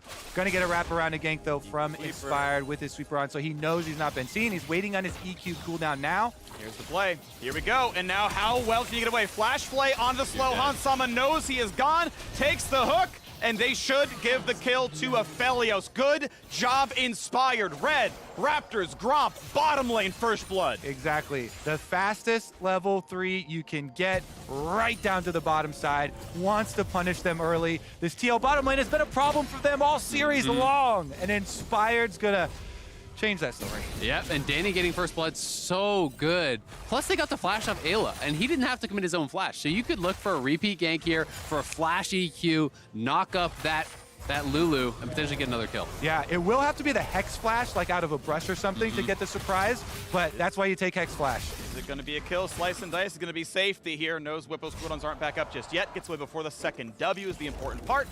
That's going to be a recall that Impact might not have wanted right now. 15 to 14 in CS, mid lane fight. Centaur not going to land the W. It's a misclick. Yeah, he tried to get the slow, clicked on his own character model instead. Yep, JoJo dashed on top of him, and they were both stacked, and yep, it's that unfortunate situation. I'm not sure that they would have gotten the kill, but I think they maybe could have forced a flash or at least a poor base there. Whippo back to the top side, though. Impact is already TP'd back. He's going double Doran, so indexing pretty heavily toward that laning phase. Looking for the stun, gonna find it there. Of course, decent damage back there as Jojupun hits him. He's gonna be down for a bit though. Bjergsen still has a slow available, resets in 6 seconds. Santorin now walking through a ward to top side, so Impact gonna maybe go for the maximum. Looks like that ward is known anyway, and can always slice and dice out. Yeah, he hit the Scryer's Bloom good 10 seconds earlier and walked his way up. It had already dissipated, so can't kill it off, but oh no. Whippo in the tower is going to take a lot of damage. He might be baiting, has to flash away. Knock up onto the top side as well. Impact is going to be safe. No flash lost, but Whippo will take a pretty unceremonious recall. that was some scary scene switching there. I want to see just the very end of it, but the mid lane getting precarious as well, so trying to keep track of the other solo lane. Jojo threatening here, but Bjergsen wisely playing it cautiously. Knows the Jarvan possibility is there. This is rough, though. He's going to lose a lot. He'll lose those 2 full waves because he doesn't have his TP actually available here. So now we will get a replay of this, and it's going to have to be the flash on the flag and drag, but you're pushed back, very low, and the threat of the dive means he loses a lot. Looks like the lane's going to freeze towards Jojopyun here, so he can kind of take this recall. And as you can see, as the wave walks up, yes, Bjergsen's able to play for the lane. He's actually still able to stand here with enough health. But I think Jojo can just walk the lane and get it. They got to reset it, though, so we'll see if he actually wants to get back out there. And some choices on mechanics for that last play. Now, you can go for EQ Flash on Jarvan, which is way harder to dodge, but you don't get the damage of your actual EQ, which is very necessary in these early game scenarios. So that's why he goes for the flash first and then tries to EQ, but it is way more telegraphed this way. And that's always the trade-off. Why I kind of like this champion and how it works. You can make the choice between quicker responsiveness or actually damage. And you can really see the different roles that the junglers are playing, and I think both junglers are really understanding what their roles are in the comps. For the side of EG, Inspired is looking for aggressive plays. He's trying to make things happen, try to find kills. Whereas Santorin, it's about keeping his team stable. And so for him, his job has mostly just been resetting waves, go up towards top lane, help Bwivel get a recall. Bjergsen's in some trouble, all right, I'm gonna show up mid lane, help you get a recall, push that out. And it's been more about defending his laners because they have really strong scaling as long as they don't fall too far behind. I have to say, also still so confident in the bottom lane as Bjergsen, again with the Zillion, some quick moves, but Ayla's here, so careful. Now, no ulti for the Zillion just yet, means no revive, but Jojopyun can't get the damage, so takes a few shots. As Santorin's coming by as well. Jungler's also here. So still, with the Zillion revive, you can go really hard and just steal it, self-ult, and the fight might still look okay. Well, they gotta reset the wave again. His wave just keeps getting in this awkward situation where he knows he loses the all-in, and the wave is getting frozen. They tried to help Bjergsen fix the wave. They actually pushed it towards the tower. There was no EG minions, but Jojo said, I'll just tank the wave. Now you gotta fix it again. So that's why Ayla is stuck drawn here. Santorin's having to sit around, and you're in this bad situation because Bjergsen is on the Zillion, who has a terrible early laning phase. Flashless level 5. What do you do about this? You can't revive, you can't flash, you can try to run fast, and good luck with that one if Jojo's able to flash stun you. So doesn't want to give the kill, finally gets the wave in, but still isn't yet level 6. And you get kind of one last attempt now. This wave will give level 6 over. Bjergsen has a revive at this point, and it should be reasonably safe at that point. Yeah, because of the reset from Vulcan, though, and not having any sort of extra actual kill pressure, a lot of the advantage is kind of gained off bluffing, too. Bluffing is very valuable, even if your teammates are on resets. If they don't know that, if they don't have vision on the actual playmakers, then you can still gain some advantages there. And what I kind of wanted to compliment, though, was still the bottom lane here from Team Liquid, because after these summoner spells were blown on the early engage, and EG were not able to follow up, not able to get, a Hex Flash play or anything going, and still very good CS for the Jinx Lulu, which again scales really nicely to some mid-game couple item power spike. Chompers won't quite be there in time. Nice sidestep from the Zap. Yeah, Swifty's first item, Vulcan, gets away from the skill shots. Worth noting that despite the first blood going on to Danny, it is still Hansama laning better, up 17 CS despite being, worse than the first recall. Well done. And Ayla has actually had to spend, more time away. He has been having to go up towards mid lane, try to protect them. Part of that is because they have no vision down towards this bottom side. You take a look at this mini map, and this whole section, there's no wards whatsoever for EG. So they have got to play really, really careful on that bottom side, even with First Blood, because they never have info on where the jungler is, on where they could be having these attacks coming from. And a lot of the resources being spent around the mid lane. The reason why you're not repeating those ganks, because of the possible jungle support roams up here through the river brush, once again trying to gain that pathway for him to actually roam and make the play. Bjergsen, once again, zoned away a little bit from some of the minions, but doesn't matter, his bomb's gonna take them all out. Yeah, as long as they take one turret shot, double bomb will kill whatever it's on, and it'll kill the rest of it afterwards. He did force him to miss the cannon, though. That alone, that little bit of pressure, cost him a good 50, 60 gold. So, that is really, really nice, trying to constantly pressure Zilean. And that is one thing that when you talk to, a lot of international analysts, people would criticize, oh, okay, well, some of the mid laners aren't pressuring Bjergsen enough, and that's why he can get away with it here, with this Zilean picking it blind and not being punished. Jojo is showing some of the ways that you can punish it by setting up freezes, by constantly pressuring past the wave, by making him use bombs at weird timings to mess up his last hitting. And you can see, Santorin had to keep hovering mid. Ayla had to keep hovering mid because Bjergsen needs the help, because he's going to fall down 2 levels if they don't reset his lane. Jijupan has like a 600 gold difference at 14 across the lock-in so far because he's so dominant early game. Yeah, and it's kind of mirrored by this advantage on the bottom side to keep talking up. Santorin's going to find Inspired with the sweeper. That is a good sweep. Now, Flash is up for everybody, so even a Flag and Drag and a Dunk won't do much of anything but create a Flash back out, so not conventional play. Still, EG, 600 gold lead and the first Dragon. That's actually a lead that they're holding on to that they really weren't in the earlier games of the series. I will say, the Zilean is one of these picks where I just think Zilean is one of the most powerful late game champions in the game. It enables people so well. As long as you can get through those early stages. Is he going to flash for it? He hasn't. Okay, he burned Summoner Heal just then to stay healthy enough. Now Impact going to try in the top lane against Whippo. Has Executioners against the Bramble Vest. They both put in the Grievous, but Whippo running a bit lower. Of course, still has the ult if he needs it. Does Impact have the damage, wants to wait out the shield. Stun comes across and forces the ulti away. So Impact manages to force Whippo to flinch first, heals up off the wave, and forces the recall. Big differences, though. You need to keep your eyes on the positions of the junglers. Because of this trade from Impact, forcing Whippo's ultimate and taking away all pressure, he gets to get rewarded with the Rift Herald, and they've got Jojo. RW breaks shield, so that doesn't give him anything, and Impact gets another good trade. Meanwhile, on the bottom side, Santorin had been pressuring off the turret, so a slight bit of extra CS there, and Jojo the ulti. Stun's gonna land, that's the kill, beautifully done, Impact gets a Leighton Kingdom, and Jojo Pyun knocks it down, plus the Herald. Exactly, and it's perfect timing here. They can knock this whole sucker down. There's a teleport on Whippo, but he's 18 seconds in. Since the minion wave has already moved up, Inspired, coming over with the rest of the team, it will be an entire turret.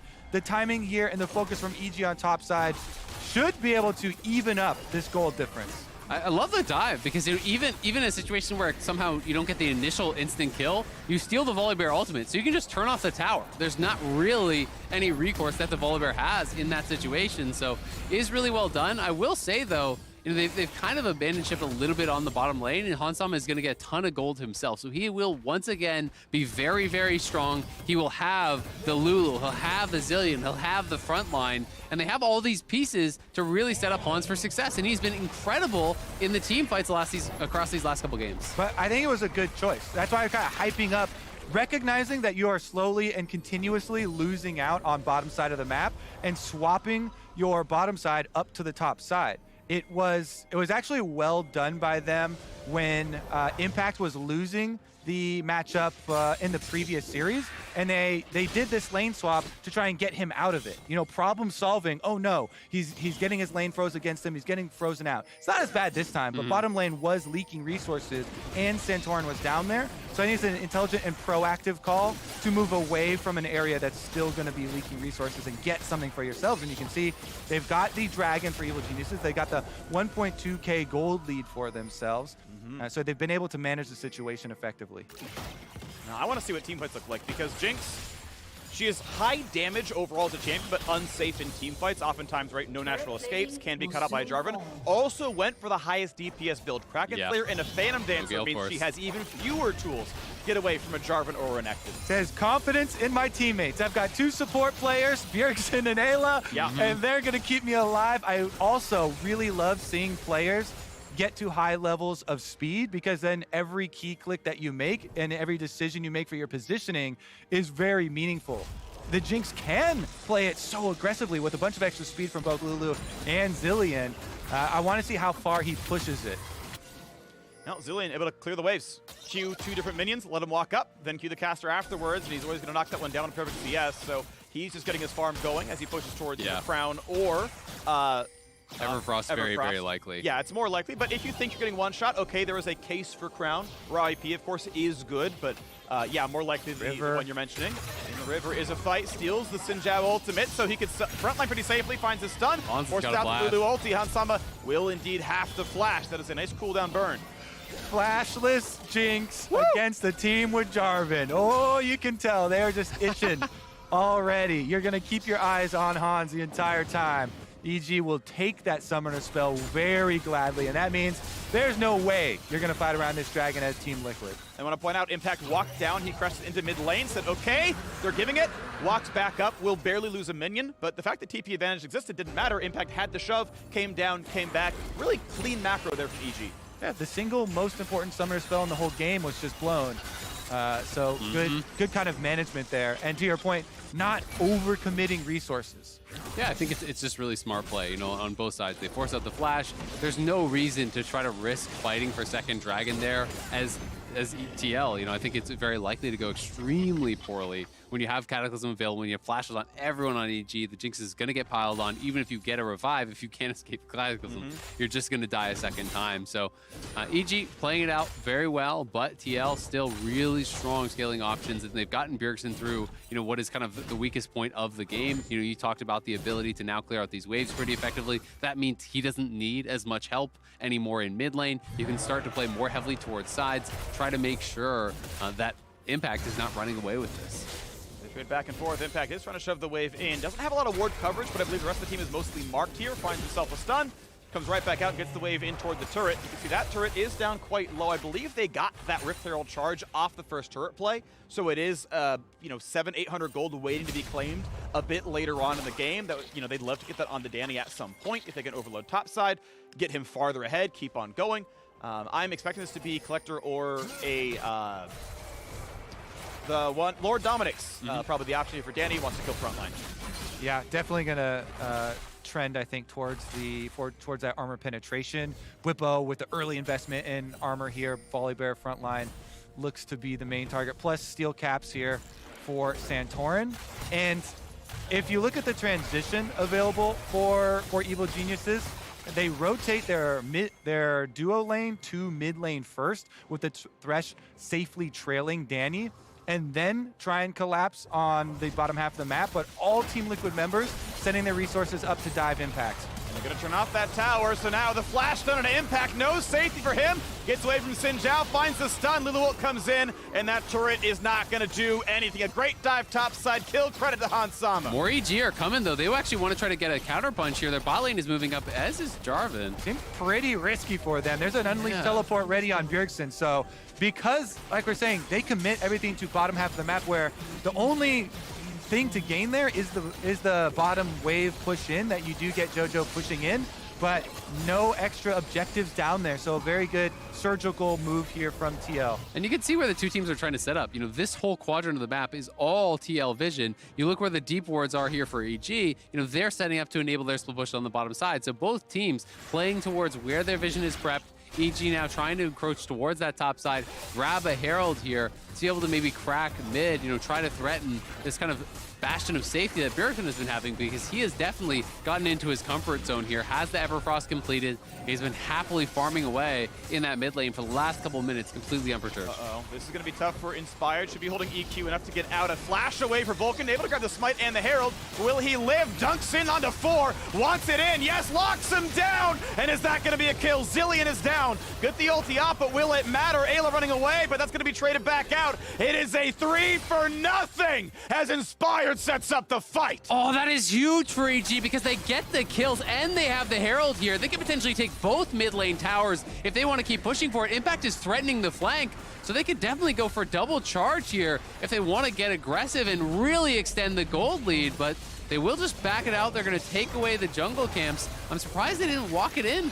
What a finals, baby. EG making the necessary adjustments, and we are keeping this one alive. Huge mid-game advantage for them.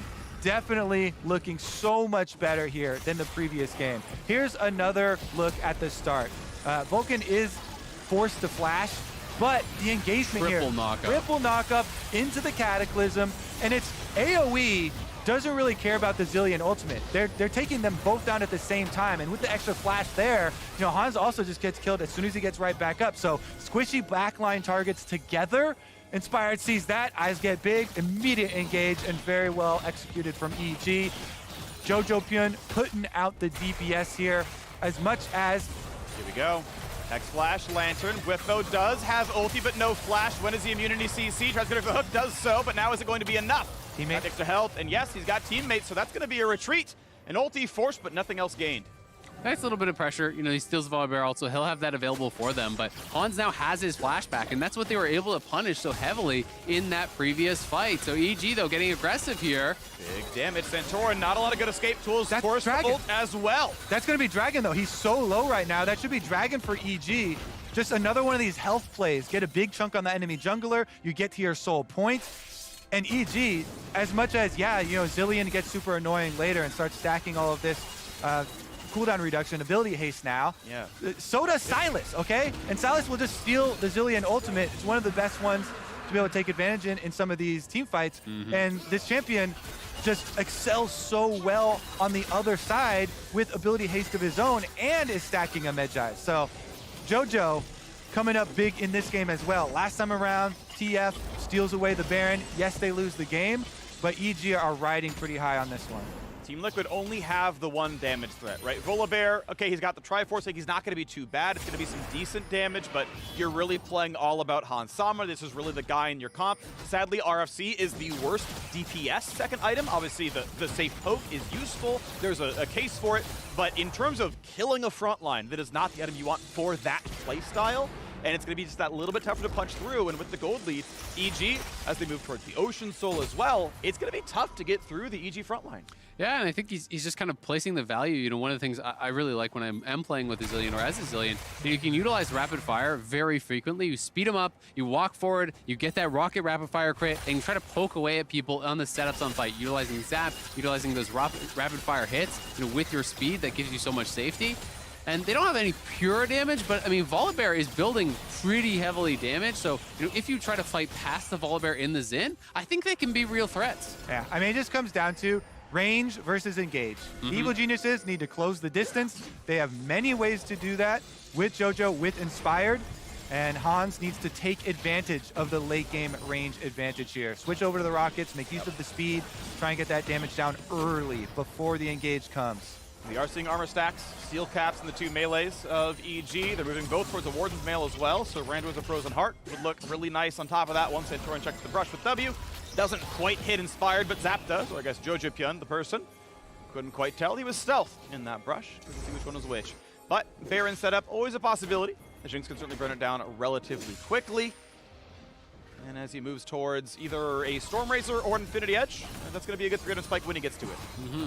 And EG just feels like they just want to play towards Soul. I think they're happy to dissuade TL from getting towards the Baron, look to play towards their Soul condition here, grab that Ocean Soul, which is going to have a lot of value for this team that is already very far ahead. And if you can get that Ocean Soul, that reduces really any risk to starting up the Baron, because you can do that knowing you're just going to regen to full over and over off of it, and it allows you to kind of advance that state of the game pretty easily. Especially because the way that EG win this game is with the hard engage. You know, them getting a flank or them getting access to the Jinx. So when you get early dragon stacking, that's why we emphasize it so much as critical success there for EG. With the Soul, you can continue to bring Team Liquid out and force them into these areas where your Jarvan and your Sylas can actually get in there. And it seems like EG have to play it slowly. Like, yes, Zilean gets scary in the late game, but they're happy with their Aphelios, and they're happy with just playing until that next dragon. Hey, if we hold the gold lead at, 2.5 thousand, hey, if we get 3 items first, I'll see what the team fight could look good. Ulti's going to land for a double root, but the Zap's going to get the disengage, and Alain's going to walk him back now as well. Ultimately, midway able to be pushed in. 100 seconds until Dragon Soul is up. EG would love to claim that. Make it even harder for Teal to come back in the game. And as you can see, they're splitting sides of the map. Sylas, Unleash Teleport, pushes in top side. Bwipo going on bottom side for Team Liquid, trying to get it pushed. Meanwhile, a hook lands in mid, but it's not going to bring any sort of engagement, just trying to clear out this extra minion wave and buy him the time. And for TL, it just feels like it's all about this 4-man squad. You want to have the Zillion plus the Lulu almost always with the Jinx. You need some sort of a front line there to be able to be the one that's checking the brushes, clearing out the vision. And that's kind of Santorin's role here, sticking with that squad. And Bwipo is the one who then has to answer these sides, has to answer whether it's JoJo or Impact or whoever is going to be pushing in. And EG just trying to keep this pressure up around mid lane, gain themselves control of vision in the river, make sure that TL hasn't had an opportunity to push out and get wards around that dragon. 50 seconds. We count down the timer. EG, the ones with the lead, right? They're the ones pushing in top, making Bjergsen walk back over, catch the wave, then come back to join the squad. He always wants to be grouped, doesn't want to be stuck in sides against the Sylas. And Hans has sold his longsword, so he's trying to complete IE before they actually go to Dragon. We'll see if he can get the gold. Oh, I'm so excited for this fight. This is going to make or break the end of the tournament here. Finals point for Team Liquid. Santorin gets the ulti stolen. JoJo on the front line, pops the first ulti. That's going to be a bit of time bought now. Frontline's ready to go. TP comes in as Bwipo is here. Volibear is angry, finds his first stun, play backwards. Danny is going to be safe. Here he comes right back in the front line, but JoJo holds the line. Now will he hold the Volibear? Bwipo's forced to run, and he's got nowhere to go. Gets revived, though, and that's going to be a kill in the impact. Hans! Jinx is safe in the back line. Zap's not quite going to land. Danny's safe for now. They trade it back 1-for-1. Top winners down on both sides, and Hansama just barely staying healthy. Oh my god, that was so close. They got the speed up there onto Jinx. It looked like he might have been able to reset, but Danny hit the sniper Q into the backline, chunked him out, and denied the chase. And Dragon is still to be decided. Very low health members on EG. Teleport comes in, though. It's burning down. It's burning down too fast. He can't get in there. That's smoke, but is there a team fight? JoJo, does he want a front line? Do they find the play? Jinx forward with the rockets, with the red buff. Nearly finds Vulcan. The zap makes it happen, and the dive is not good enough. Jinx is here to play. Jinx is here for the triple kill, and the map belongs to Team Liquid. Put your trust in Hansama, and he will deliver. 2 supports, thank you very much. Finds the extra kill, and guess what? The extra kill will give you Baron control. JoJo is still up. He's stolen it before. He doesn't have Summoner's Spellbook this time around. Here comes it so, back too. So it would be a miracle. 2v4, but Bwipo is on the way coming out of the base. If they buy time, they'll have the 5th. Is this play even possible? Looks like they are walking away. Nah, the T's are crossed. The I's are dotted. Team Liquid take the gold lead back. Look at the 3-0 sweep over EG. So fun. EG push them to the precipice here. Soul point. So much pressure on this team fight. And here's the decision. You have to go forward. You don't let yourself get pincered in by the teleport flank. Run forward, play offensively. He hits the zap, gets excited. This is what you talk about when you talk about fully making use of the speed and range advantage in the late game. And this ward actually meant so much. That ward actually spotted JoJo on the flank there. So as he was coming in, they see him coming around, and they make the immediate call, do not retreat towards the full HP Sylas. Instead, utilize the speed ups, chase down in the 4v3 towards these lower health members, eliminating JoJo's opportunities to even enter the fight and securing themselves what could be that game-winning advantage. And I think mousing over in Fog of War, the ward that he teleported on was pretty close. So it can also get an early alert there, but now you're sitting in a world where it is Baron buffed up Jinx with all this speed and easily crushing through these towers. That fight meant so much for Team Liquid. Can EG still pull this back though? They're counting down the seconds until the next dragon. 3 minutes left on that one. It's going to be so hard because the problem is you didn't even get sums off of Hansama in that whole sequence. So yes, they did chunk him low at one point, but you can't just say, all right, kill him off, because look at the flashes. All 5 have been spent on EG. All sums are up here for Hansama, and he has a stopwatch, which will be then, after being used, going to be completed into a GA. So it's just so hard to get to him. Controller to cover his flank, but there's not really a play to be had, so Bwipo's pushing in the bottom side. More turrets to claim. The gold lead keeps growing. Red Bull Baron buff going to be about, a 3,500 power play. Looks pretty good. And now, looking for the rest of it, onto the bottom inhibitor turret. Nice hook, not going to mean a ton. Santorin knows he can frontline ults if he has to, but they know they're not going to commit for it. So turret goes down. Inhibitor to follow now as well. 4,000 the gold lead for TL over the last 2 minutes. Fun series here. What a slingshot back into the lead for Team Liquid. putting off the soul, plus picking up all the extra kills and gold onto Hansama, now sitting at 5-2 with the bounty on his head. Almost full inventory for him. And to boot, take down 5 towers and an inhibitor. Massive, massive map control retaken. That's the importance of these late game team fights. You don't even need objective bounties to be able to slingshot a game like this if you've got this sort of scaling, if you've got this sort of setup.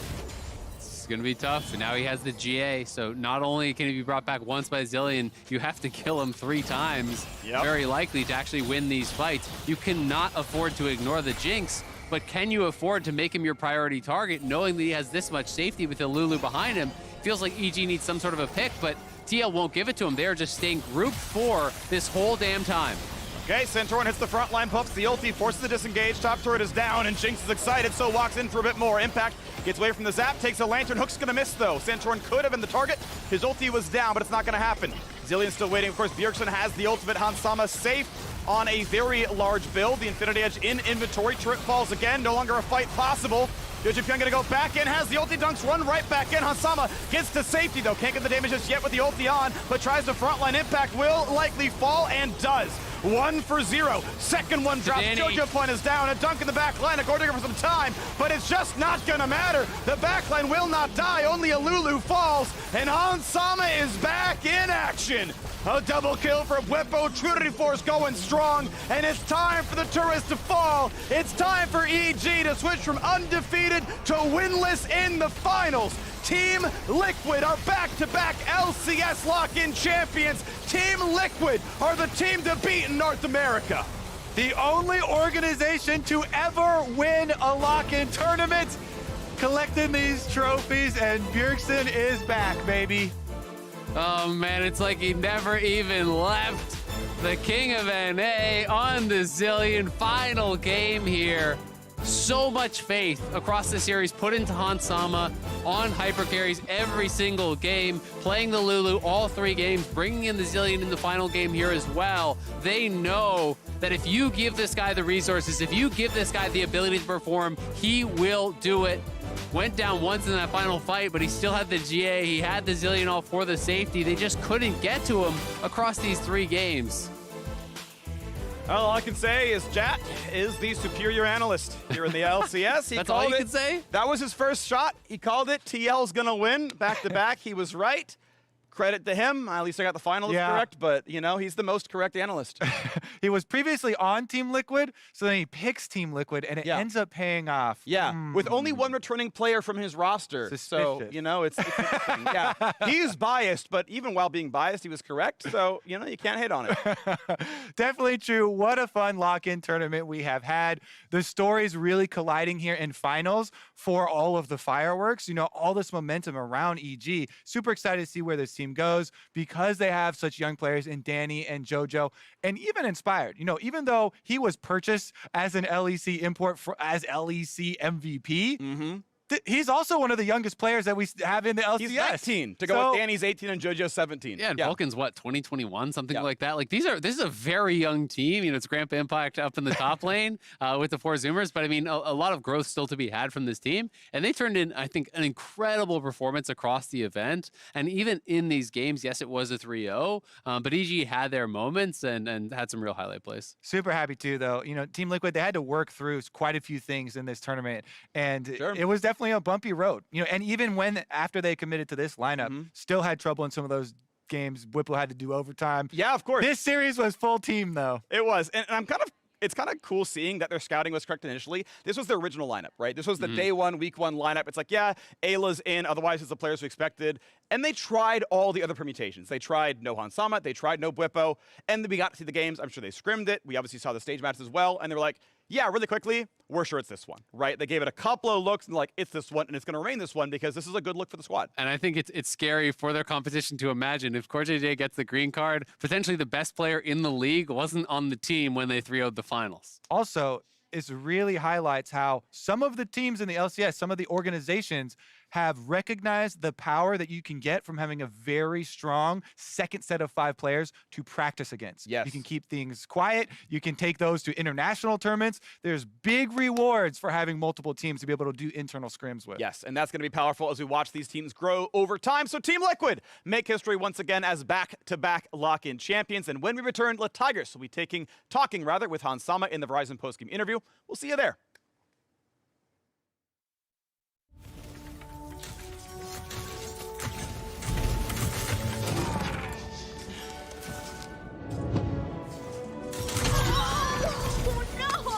Not even fair.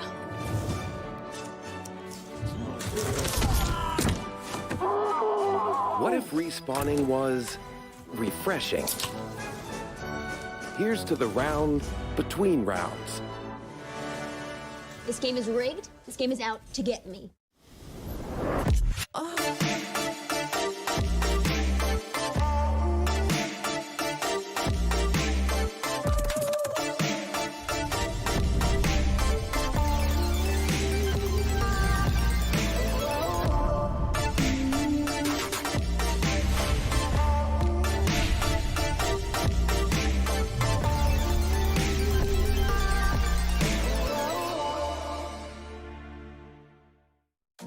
They give us love. They give us joy.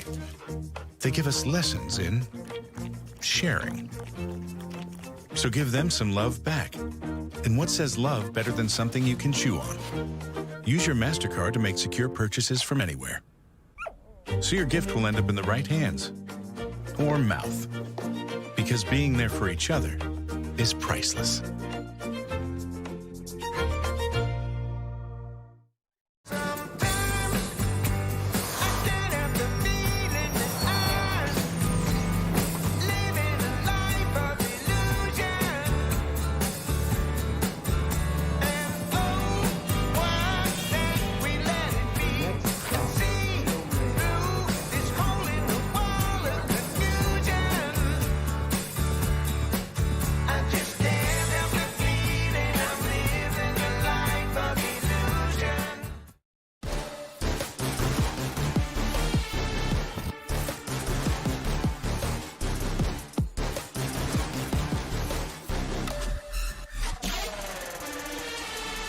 Welcome back, LCS fans. We are here for our Verizon post-game interview with the newly crowned lock-in champion, Team Liquid's very own bot laner in Hans Sama. Hey, EG didn't get a single loss until the 3 that you just dished them out. Tell me about your experience in the series.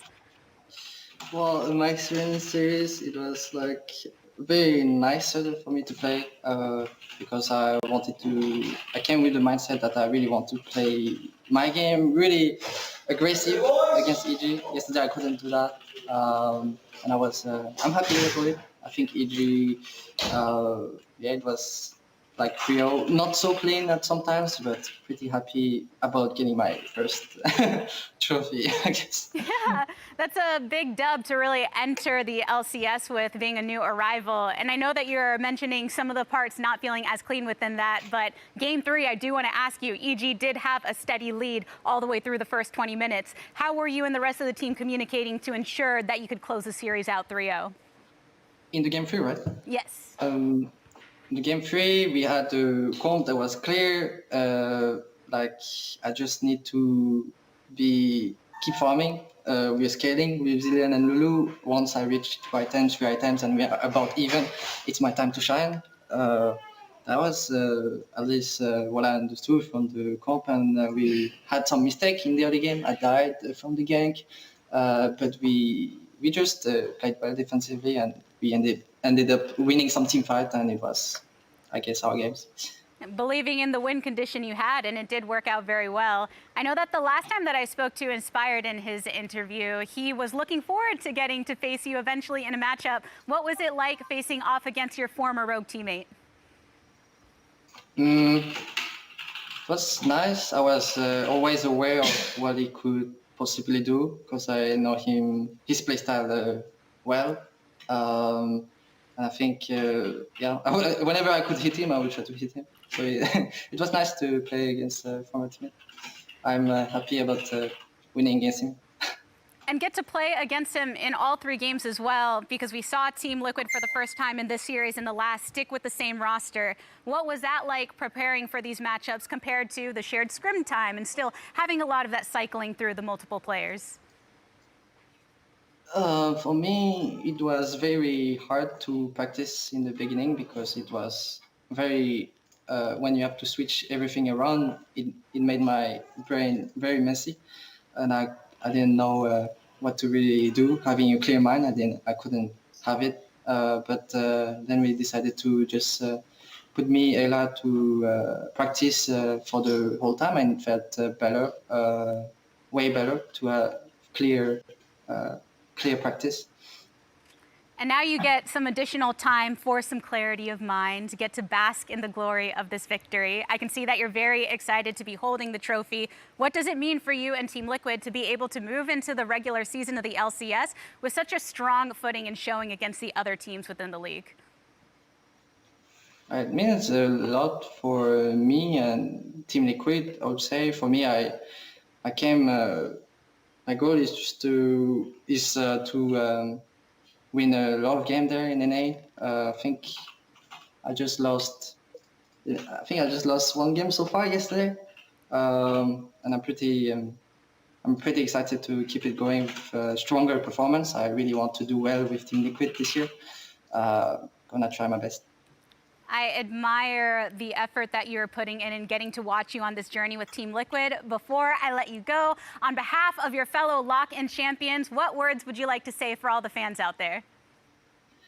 Thank you for the TL fans. Thank you to Team Liquid and our sponsors. Thank you for sharing for us and for me. Well, and Hans Sama, thank you for joining me in this interview. It's such a pleasure getting to watch you play today. Thank you. More for us to talk in on our lock-in finals, so let's send things on over to the Bud Light breakdown.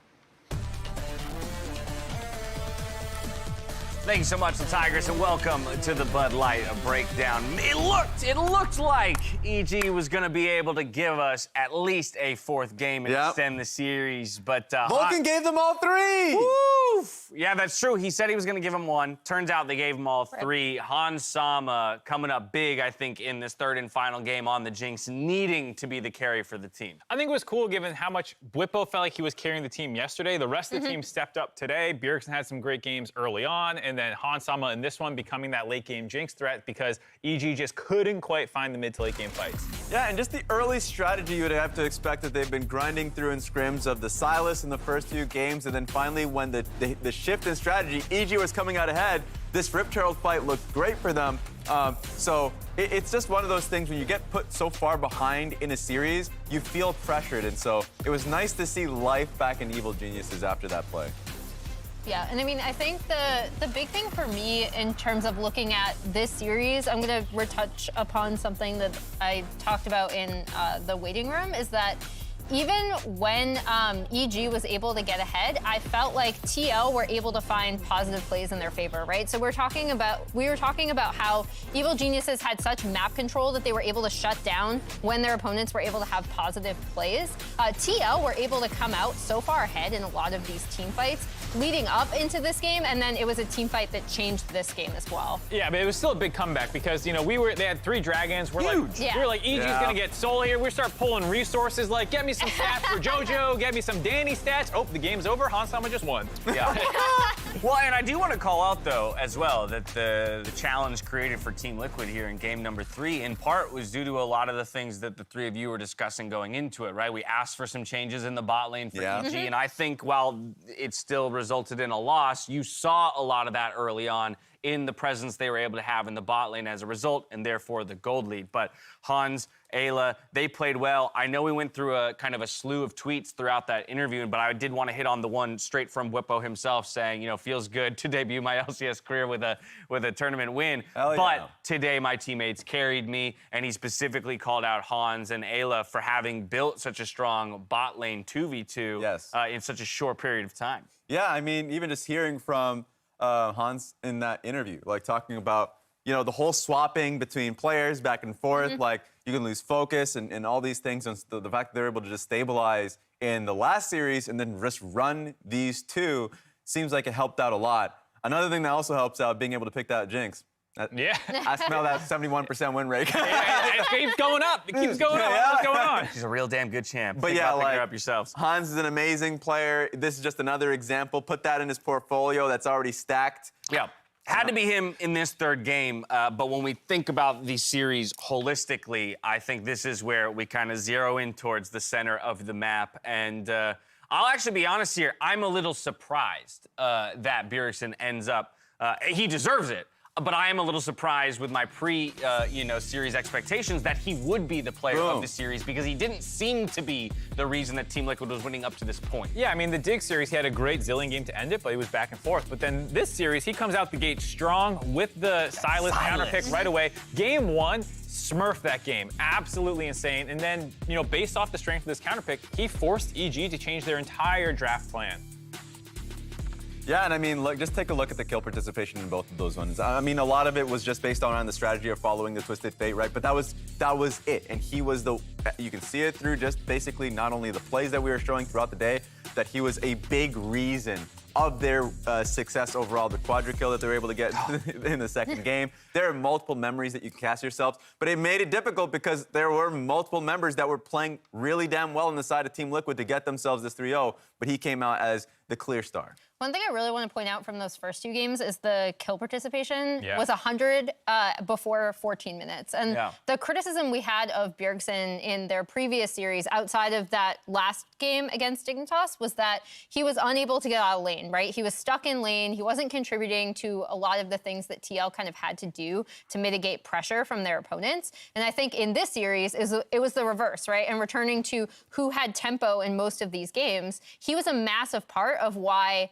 TL were able to get ahead. And I also want to give a small shout out to Santorin because I thought he performed really well in terms of how he was communicating with his lanes and also tracking where Inspired was going to be. How scary is it that this isn't even their full lineup? You know, like Whippo's and Hans Sama are like, oh, what a great start to our NA split. When does Core JJ get in? Like it's not even the full lineup and they're already taking lock-in. It's definitely wild. It's definitely wild. And just taking a look at how Team Liquid is able to do it, at first I thought it was just going to be a pretty much stock standard style. The only change in champion pool would probably be coming through Whippo because he does have quite a bit that they can play through. But no, Bjergsen is able to pull out the Sylas, comes in the final game, and like we said coming into this series, although JoJo has a large champion pool, you look at the Zilean and you're like, you can always bring this out. Blind picked it and looked good. I'm gonna float this out there, but okay. Adding to the scariness of this team, I think, is the fact that they both made it to the finals and then, as you mentioned, won the finals in sweeping fashion without their intended roster. But again, that run-up, too, was playing multiple iterations of a roster. To me, this Team Liquid here in 2022 is starting to move in the direction of, I think, what a lot of people conceptualized the LCS would look like one day, right? Where you have these much deeper rosters, moving towards 10-man rosters where you could almost, swap in players and around. We're moving in that direction. This feels like the closest we've ever been to it. Theoretically, I think that it was big, though, that Hans brought up and we already touched upon, that the most important thing was finding a roster that they could stick to. Because, last week we heard from Spawn where he was like, I was like, oh yeah, how much practice is that the starting roster had? And he was like, what starting roster?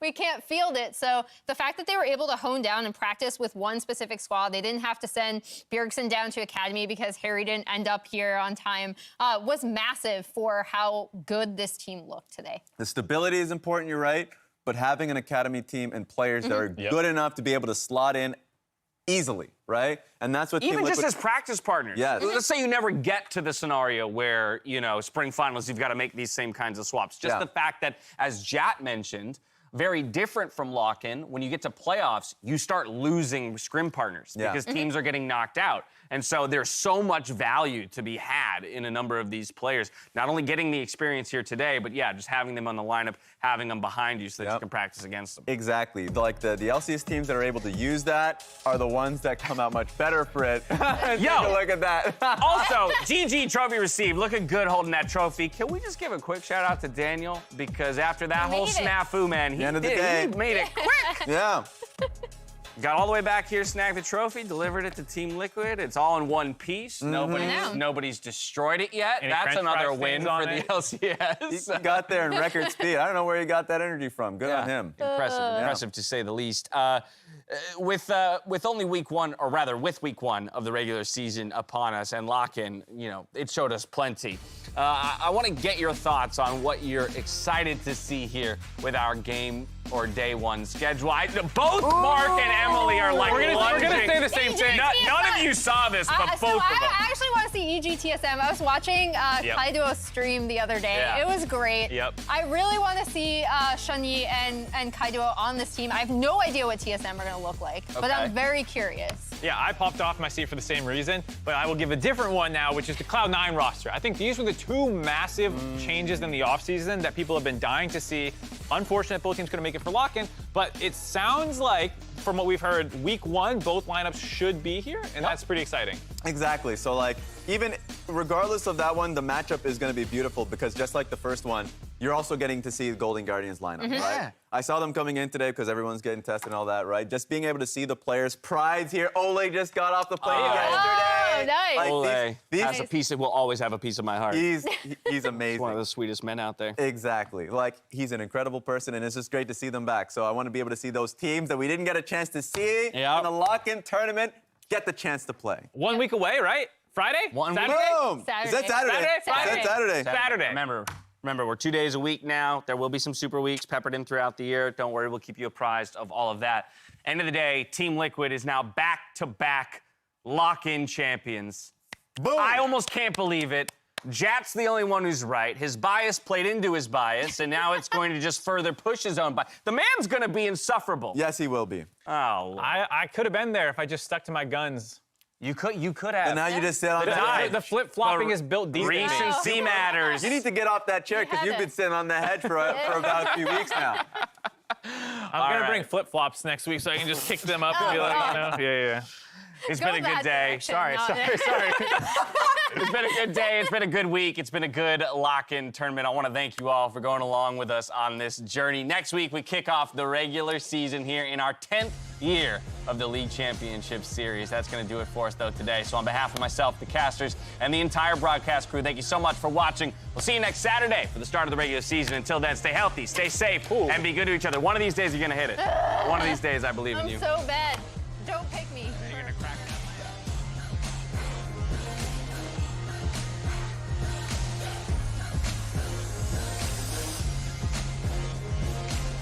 Welcome to the Rift. Welcome.